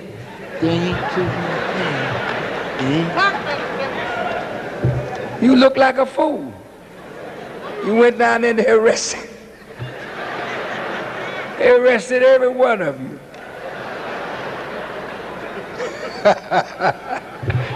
Called it a citizen's arrest. Beggars and bums. It's time that you do something for yourself. And every effort that you make to do something for yourself, God will help you in that effort because it's time. If you want to set up a school to educate your children, God will help you because it's time. You don't want to be a slave no more, so this education makes you a slave. That's why they say stay in school. Stay in school. Why should I stay in school? So that you'll be something that rhyme with school. Stay in school.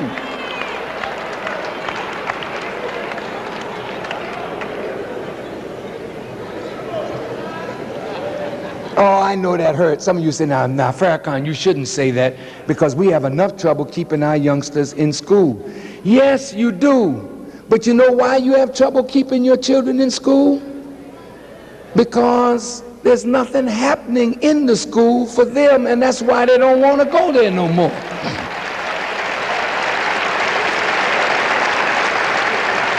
If you put the right kind of education in the school, the children will find a reason to stay there. That kind of education will make them like you. And that's why they're rebelling against you, because they don't want to be like you. They don't want to be holy and sanctified and poor, ragged, hungry, naked, and out of doors at the same time. You got all this God and all this Jesus and raggedy as a jaybird. Well, they said, Daddy, I don't want to be like that. You say, come on, child, we're going to church tonight. We're going to tarry for the Holy Ghost. And you can drag them, but they'll go, Mama, Grandma, they'll go. But they're not happy there because you tarry and you get a good feeling, but you don't know how to translate that feeling into something positive to change the reality of your own household. So the children say, well, if this is what religion is, I don't want nothing to do with it.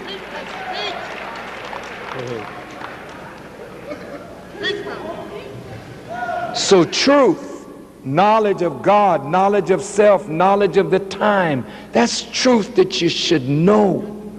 And if you know that truth, as Jesus said, you'll be free. But now there has to be some unity.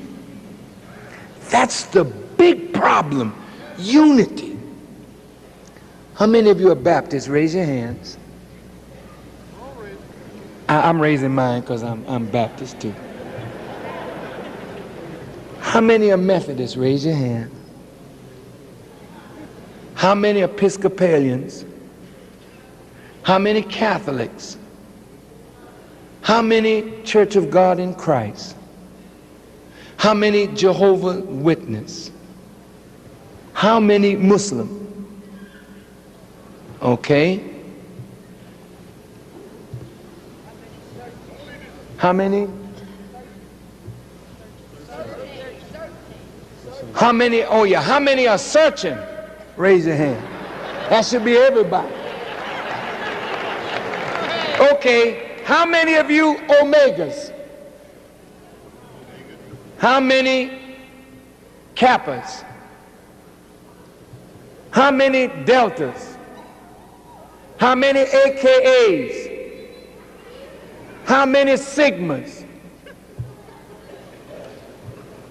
How many Masons? You ain't gonna put your hand up on it. How many Shriners? How many Eastern Stars? How many Odd Fellas?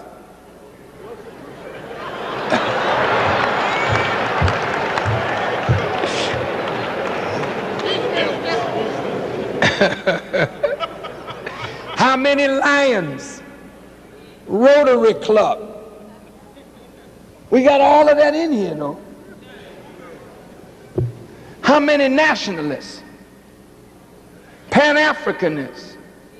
Socialists? Communists, yeah. How many Buddhists? Hindu? Shinto? Zoroastrian? Baha'i? Okay. How many black? Oh!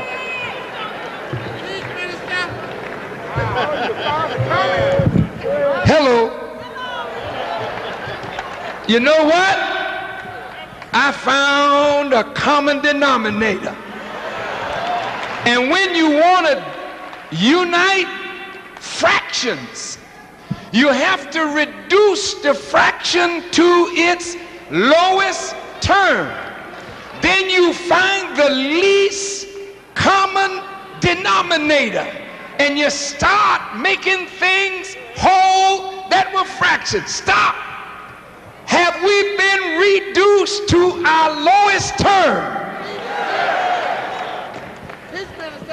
What's the least common denominator? We were Christian, Muslim, Baptist, Methodist, Catholic, Alpha, Omega, Mason, Shriner. Little hand went up, little hand went up, little hand went up. But when I said black, every hand went up, except those who were not black, of course.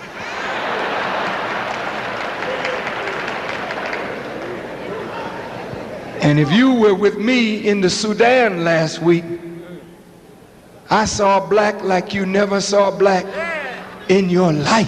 That's right. I saw black that was so black. To my brother here, who's very dark, you look light next to those brothers. I mean, they were so black till there was a purple blue in the black. And I mean, the skin was so pretty. You never saw, I mean, it was black, black, black. I look like a Caucasian totally. That's how black these brothers were. And sisters. The Dinkas. 6'6", women 6'2", 6'3". Black and pretty. Say, Lord.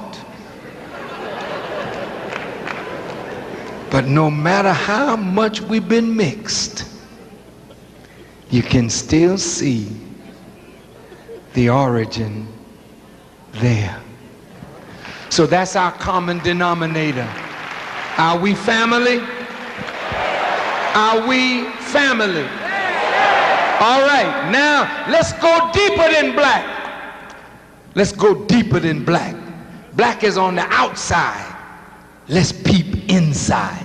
What's on the inside? See, the nature of you is to submit to God. That's not me alone. That's every one of us. The nature is to obey God. You are born of the righteous. I don't care what you're doing that is evil or wrong. By nature, you are made to be upright. So now, if that's the least common denominator, we should start there. But if we stay there, we will become what we have condemned. Do you follow me? If we stay around on the black tip and just hang out there, and don't go inside to the nature of God, then we could easily become the very thing that we've condemned, and then start mistreating others who are not black.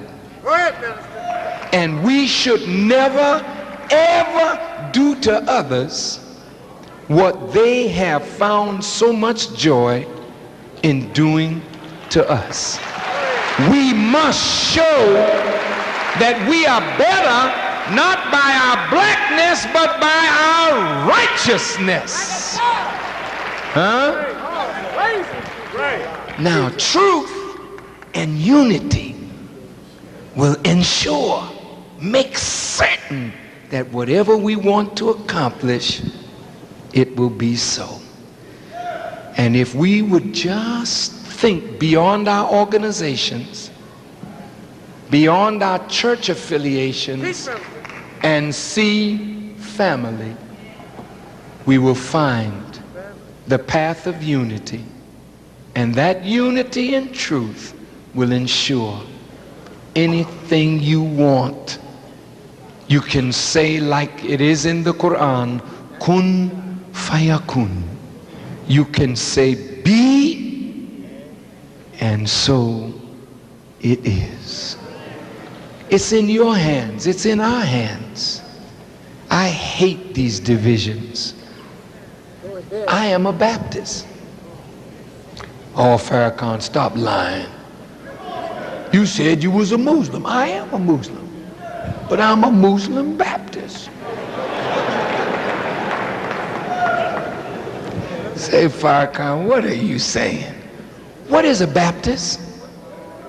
A person who has been what? Baptized. Well, how were you baptized? Well, Farrakhan, was you dunked in the water? Yeah, I did that this morning. Didn't you? You did. That's not the baptism. John baptized Jesus in water.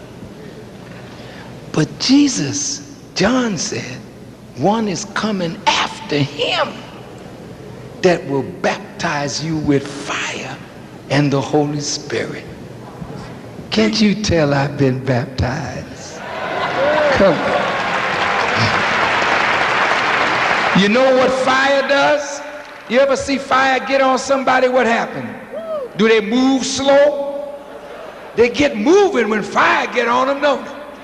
There's something in truth that's like the sunlight. It's filled with fire and the Spirit of God. When it gets on you, you gotta get up and start moving. You'll never be slow thinking and slow acting when you know the truth. You're quick thinking, fast moving, right down to the modern times. I'm a Baptist, but I'm also a Methodist. All right. Bring it, Pastor. Bring it. How are you a Methodist? Because he who has become proficient in the method of the Master, who said, I am the way, the truth, the light. So Jesus is the method. Did the multitudes come out to hear him? Aren't the multitudes coming out to hear me? Why?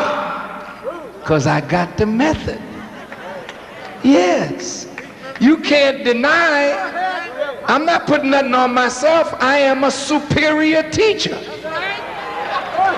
And I'm a superior teacher because I got a superior method.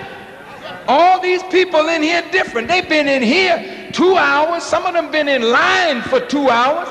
But look at them. They're still here. Why? Because I'm entertaining them? No. I'm teaching. I have a method. Better than the preacher. Better than the teacher. I am a Methodist. Hey, I'm a Catholic. What? Farrakhan, stop pulling my leg. You know you ain't no Catholic. Sure, I'm a Catholic. To be Catholic means to be universal. Listen. I dealt with truths today that apply to the whole human family. That's right. I'm speaking to black people, but I'm speaking also to every human being. I'm not national, I'm universal. Black is not national, black is universal. And that's why every one of you was conceived in the darkness of your mother's womb.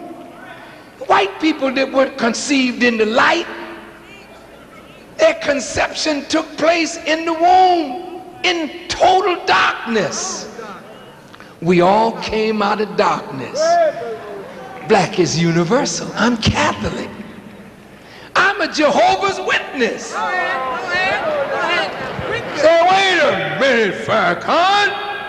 Sure, I am a witness of Jehovah.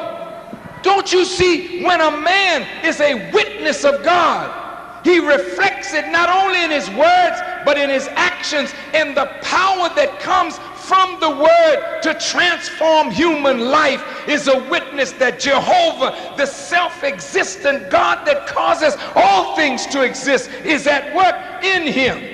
I am a Christian. Because to be a Christian means to be crystallized into oneness with God, following the example of Jesus Christ. And I am a Muslim, one who submits to do the will of God. I am Alpha. I am Omega. I am a Mason. I am a Shriner. I know all of that. And then some. So wherever you are on the spectrum, I can find you. Because when you're with God, you're with it all. Because all of it comes from him. See now, brothers and sisters, why am I saying all of that? To show you how foolish it is for us to glory in the things that divide. Where you from? You know you wasn't born in Las Vegas. Where did you come from? I'm from Mississippi, Alabama, Georgia, Louisiana, Texas, California, Illinois, Arkansas. Fine. Some of you may come from Jamaica, Barbados, Trinidad, the Virgin Islands, Curacao, Aruba, Guyana, yes, Costa Rica. Oh, that's nice. But all those are little teeny little names to say you came from this island. Stop it. Please. You're from the earth. And the earth is one. Just because you're born in Jamaica, you die in China, the earth in China is not going to say, I don't accept you. The earth will accept you wherever you die, because that's where you're from. And the earth is one. And we are one.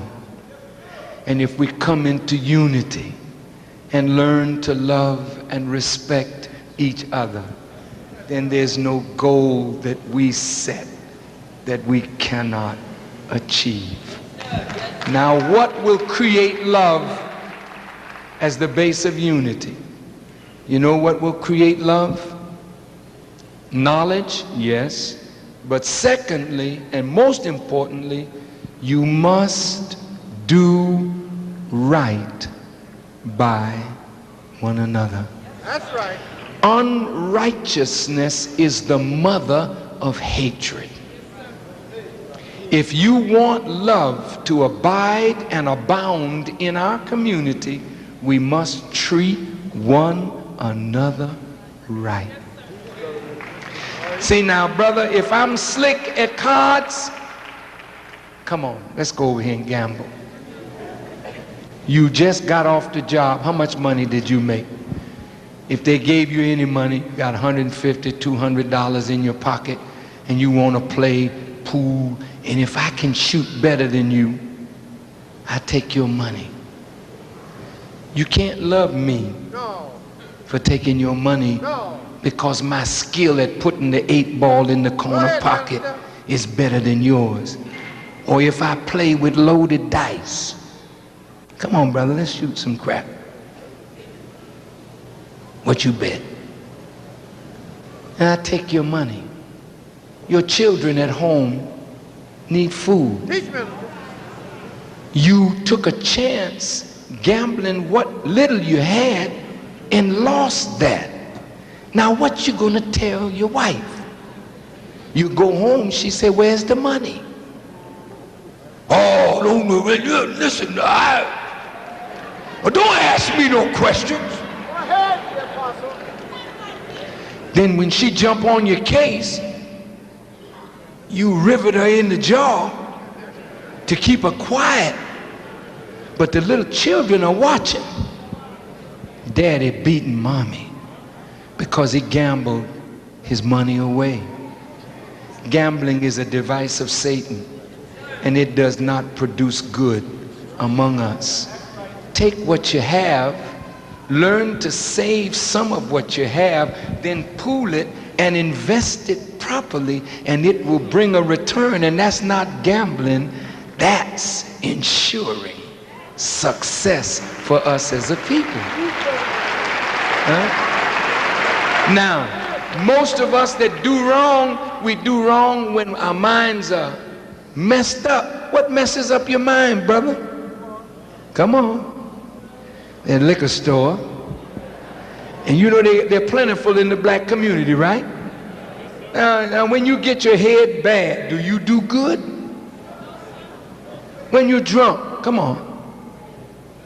Do you act good when you're drunk? When you're coked up, look at you. Everything you're doing is contributing to disunity. When you're coked up, you're out of your mind. You're not the same child that your mother and father birthed in the world. This is a liar. This is a thief. This is a cutthroat when you're dealing in drugs. You're breaking up your home. You're breaking up your family. You're tearing up your community. Unrighteousness is at the root of our hatred for one another. That's right. Yes, sir. You got to change. Yes. You got to make up in your mind. Yes. You're going to clean up your act. Yes. And look, brother, stay out of your brother's house. That's right. After your brother's wife. See, that ain't going to produce no peace now. Sure, she's pretty. That's why he married her.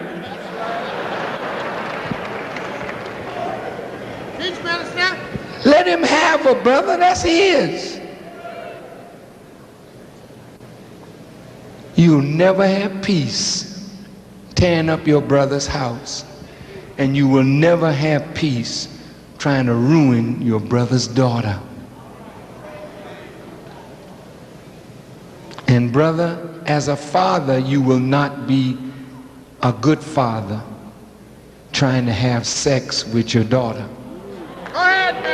You'll never be a good father like that, or a good uncle like that. And most of the women in this audience, they may not say it, but most of our women have been abused by somebody. And I'm telling you, nothing hurts worse than a father who tries to take off his daughter. And what you're doing to that child is you are ensuring that she will never, hardly ever be happy again in life in a relationship with a man. That's right. Rape of any woman, I don't care if she got on shorts that are so tight. And you know, sister, you fine. Yeah, very fine. Some brother said very fine. And I'm going to verify that she is very fine. But sisters, you have to see the beauty in being covered.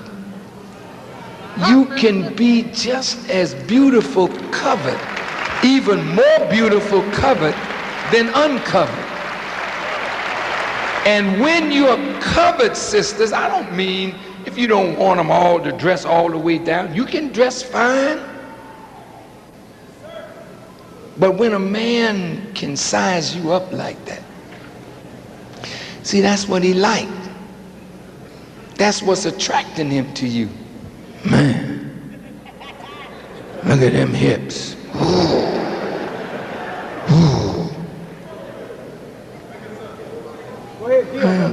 You want a man that wants your hips? And what happened when you lose your hips? Time works on everything. And that bosom drops.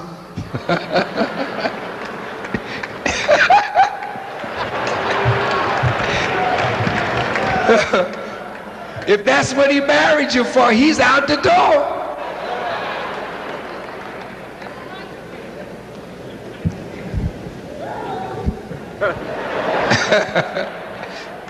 But if he falls in love with you because of you, here and here, it's so easy for him to discover you physically. But if he lives a lifetime, he'll never discover you totally mentally, because as long as you are alive, you can continue to grow and bring more out of this, even though the body doesn't look the same as it looked 30, 40, or 50 years ago. So never marry for the body. So don't attract them to your body. We all right?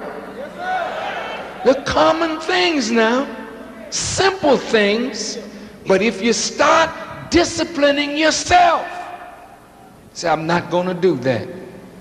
I'm not going to be disrespectful of my women. I'm just not going to do that. Go ahead. And yes, she's fine, but don't whistle at her like you whistle at a dog. She's not a dog. Don't talk to her like you're talking to a dog. Don't call her out of her name. Treat her with respect, because she is sacred. Go ahead. The female is sacred, brother. And any man who does not see the sacredness of a woman is unworthy to have one. That's right.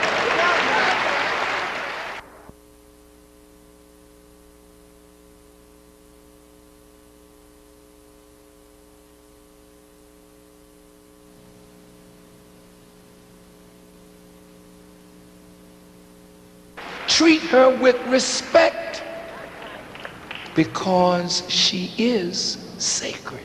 Go ahead. The female is sacred, brother. And any man who does not see the sacredness of a woman is unworthy to have one. That's right. Now, do you know why you're sacred, sisters? Do you know why you are sacred? The Quran teaches us, reverence the womb that bore you. Oh, sisters. Oh, man. You are so powerful. This here, this is a womb. And this is a womb. When you have something here and something here growing, you can take human life and help it to be more perfect in this generation than it was in the past generation. That's why they call it a generation, because now somebody from the past has generated us into the present. Now we must generate life into the future, and we must make it better than we were made. And it starts in the womb of the mind and in this sacred chamber called the womb. Sisters, you can make a Satan or you can make a Jesus. Which one you want to make? If you love Jesus, make him again. If you love Muhammad, make him again. If you love Moses, make him again.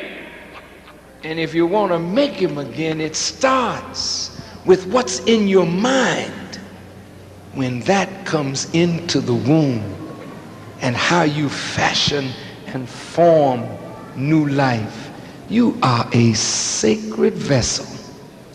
Don't you let anybody cheapen you, and don't you cheapen yourself. If you will do this, start making little changes. Just start cleaning up your life. Take a little thing like a cigarette. Throw it away. That's a hard one though. Ooh, that's a hard one. I had more difficulty throwing away cigarettes than I did throwing away reefers. What? Farrakhan, you smoke reefers? Sure I did. But I didn't inhale.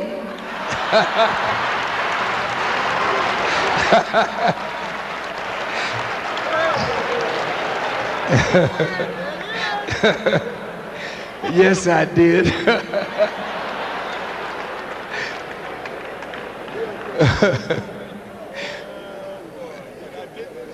But look, brothers, sisters, if you take a little thing like a cigarette and recognize that the most beautiful temple, the most beautiful synagogue, the most beautiful mosque or cathedral is not more beautiful than this house that was made by God. This is the real house of God. Your body, that's the real temple. So don't defile your bodies. Tobacco is a poison. It has usage, but you're using it wrongly. Don't destroy your body. Put it away. Alcohol, it has a use, but not for what you're doing. Put it aside. Put the money from the cigarette and the alcohol back in your pocket. Don't go and waste your money seeing this filth. Foolish movies. Foolishness. Spend your money wisely. If you want to spend $7 or $8, why don't you buy a book? The Quran said read.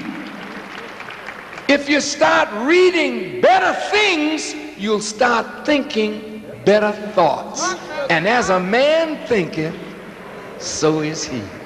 And before you know it, you'll see changes in our community. And you know what? When you start changing, white folk will change towards you. That's right. I am a witness. This is true.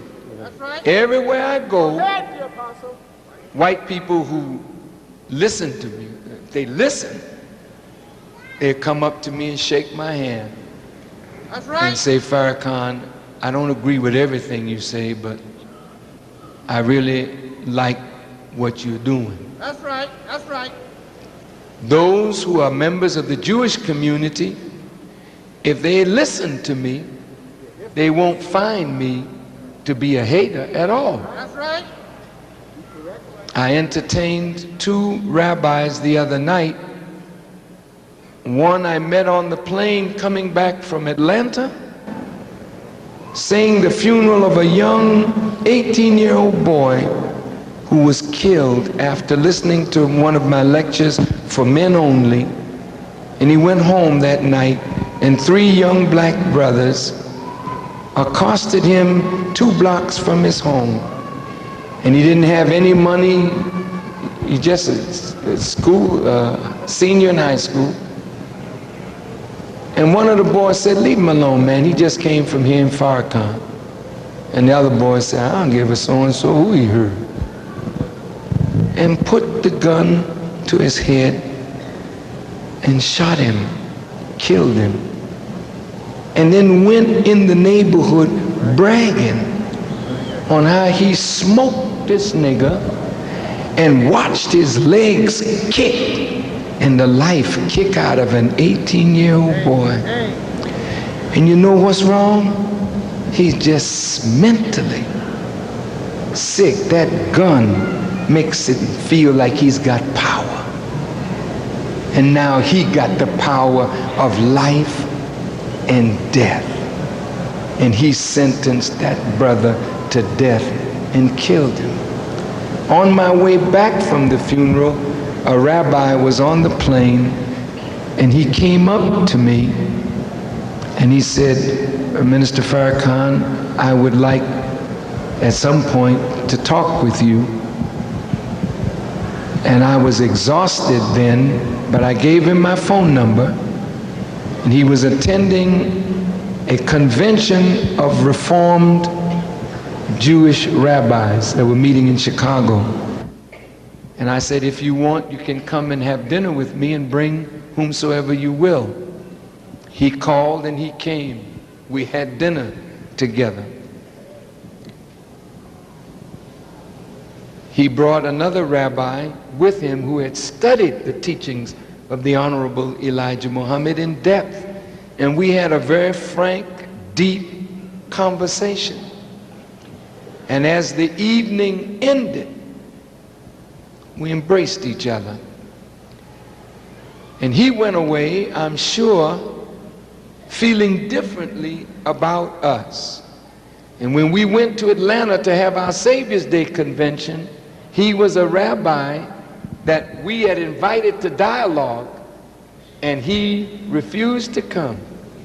And he said, "You invited us first, and we refused. And when I saw you on the plane, I said, I will never refuse a dialogue again." And so we had that dialogue. And I understand that Jerry Rubin of the JDO is in the audience today, and I want him to know that Farrakhan will sit and talk with you and with any member of the Jewish community. We have to dialogue. We must talk. We must go to the root of where the problem is and correct it so that we will never shed each other's blood. So I thank all of you and our brother, Minister Alfred, and all of the believers. I thank you for making my stay in Las Vegas as beautiful as you have. May God bless you all as I greet you in peace. Assalamu alaikum. Brothers and sisters, can we have prayer before we go? Can we have prayer? Thank you. Can I ask you a question? How many of you believe that what you heard taught today, that it is true and good for us as a people? May I see your hands? Thank you. Those of you who say it is true and good, how many of you are willing to try to find that path of unity and practice what you heard taught today? How many of you are going to try to do that? Very good. To the men in the audience, next year we want to have a march on Washington, but a march where we're going to ask our wives if they would mind staying home that day. because our women have fought for us and stood for us ever since we've been in America under this oppression. And now it's time for us as men to say to our women, we now are going to take the point, and we want to march on Washington, the largest march in the history of America, to talk to the government of the United States about the condition of our people and make some demands that America owes us. And we are going to collect in the name of all of our families and our ancestors. Yes, sir. How many of you agree that we should make that kind of march? A peaceful march, but a powerful march. Let me see those hands again. I'll tell you what. Start now putting a little aside. Because this is not going to be a march where we're paying people to march. Talk about it. Make it clear. Teach on it now. This is our own liberation. If it's a lean camel, ride it. And we don't care if it's a motorboat, but get there if you can. Yes, sir. Yes, sir. Come on a magic carpet, but start making preparation right now for Washington. I'll watch for the date, and I believe I will come back to Las Vegas with your permission, listen now, to have a men-only meeting. Well, I just want, it'll be free. It'll be free. We're going to talk to all the young brothers, old brothers, whatever. We got a message for the man, because the man got to tighten up. Yes, sir. Because if we as men don't get it together, our women don't have no hope at all, and they are disappointed in us. We got to make a change, and I'll be back with the help of Allah maybe within 6 weeks. Will you come out? I'm talking to the men. All right. Tell the brothers, alert them in the hood, and we're coming back. And it'll be free. But we want you to start putting aside a little bit of money so that when we give you the date, we can hire the buses, the trains, the planes, the bicycles, the roller skates, the skateboards.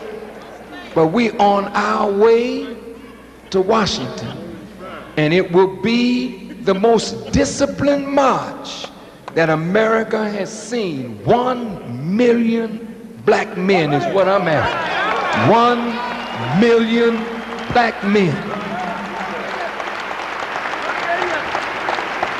Don't you want to be there? Do you want to be in that number? I do. And I can guarantee you, if we are disciplined, and we will be, we're not going to play. That's right. Or picnic. Yes, sir. We intend to present the grievance of our people to a government that has not done right by us. That's right. You agree with that? Yes, sir.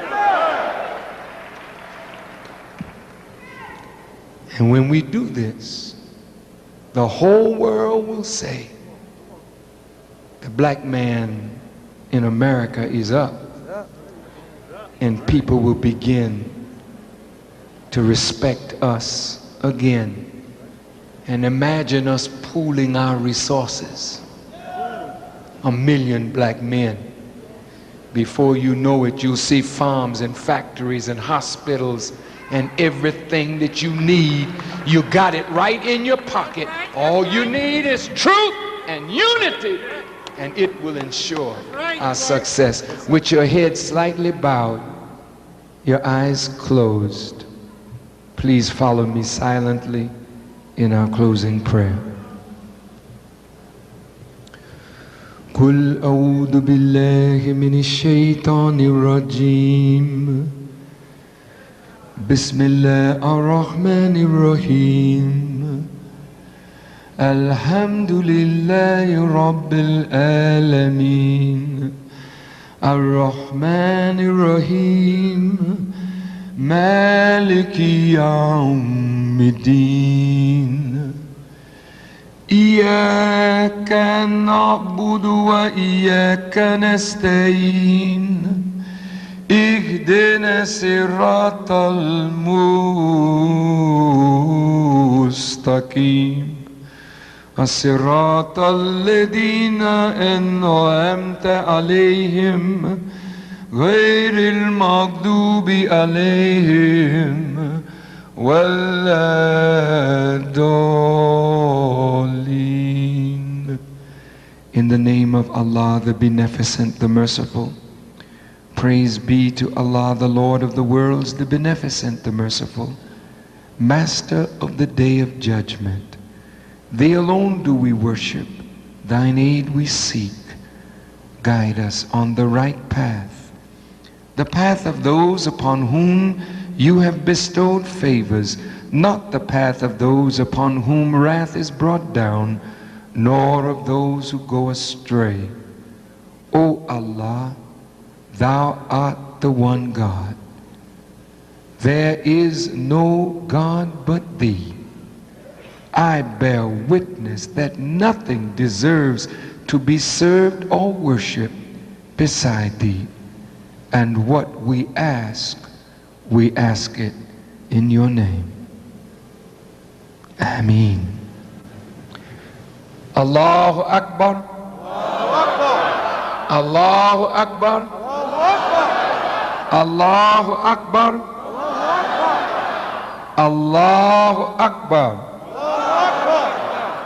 That means God is great. As you leave, brothers and sisters, there will be tapes of today's lecture if you'd like to get it. And whenever you see the brothers with this paper, the final call, get it, and every time you get it, you'll be getting a book of knowledge, and the dollar that you give will help us to keep on building for our people.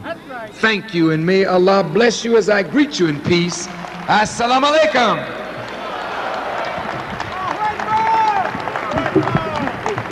Have another round of applause for the Honorable Louis Farrakhan, Las Vegas. Thank him for coming. Thank you, Brother Minister. Yes, sir. Thank him for coming, brothers and sisters. Let him hear it as he departs the auditorium from Las Vegas. The Honorable Minister Louis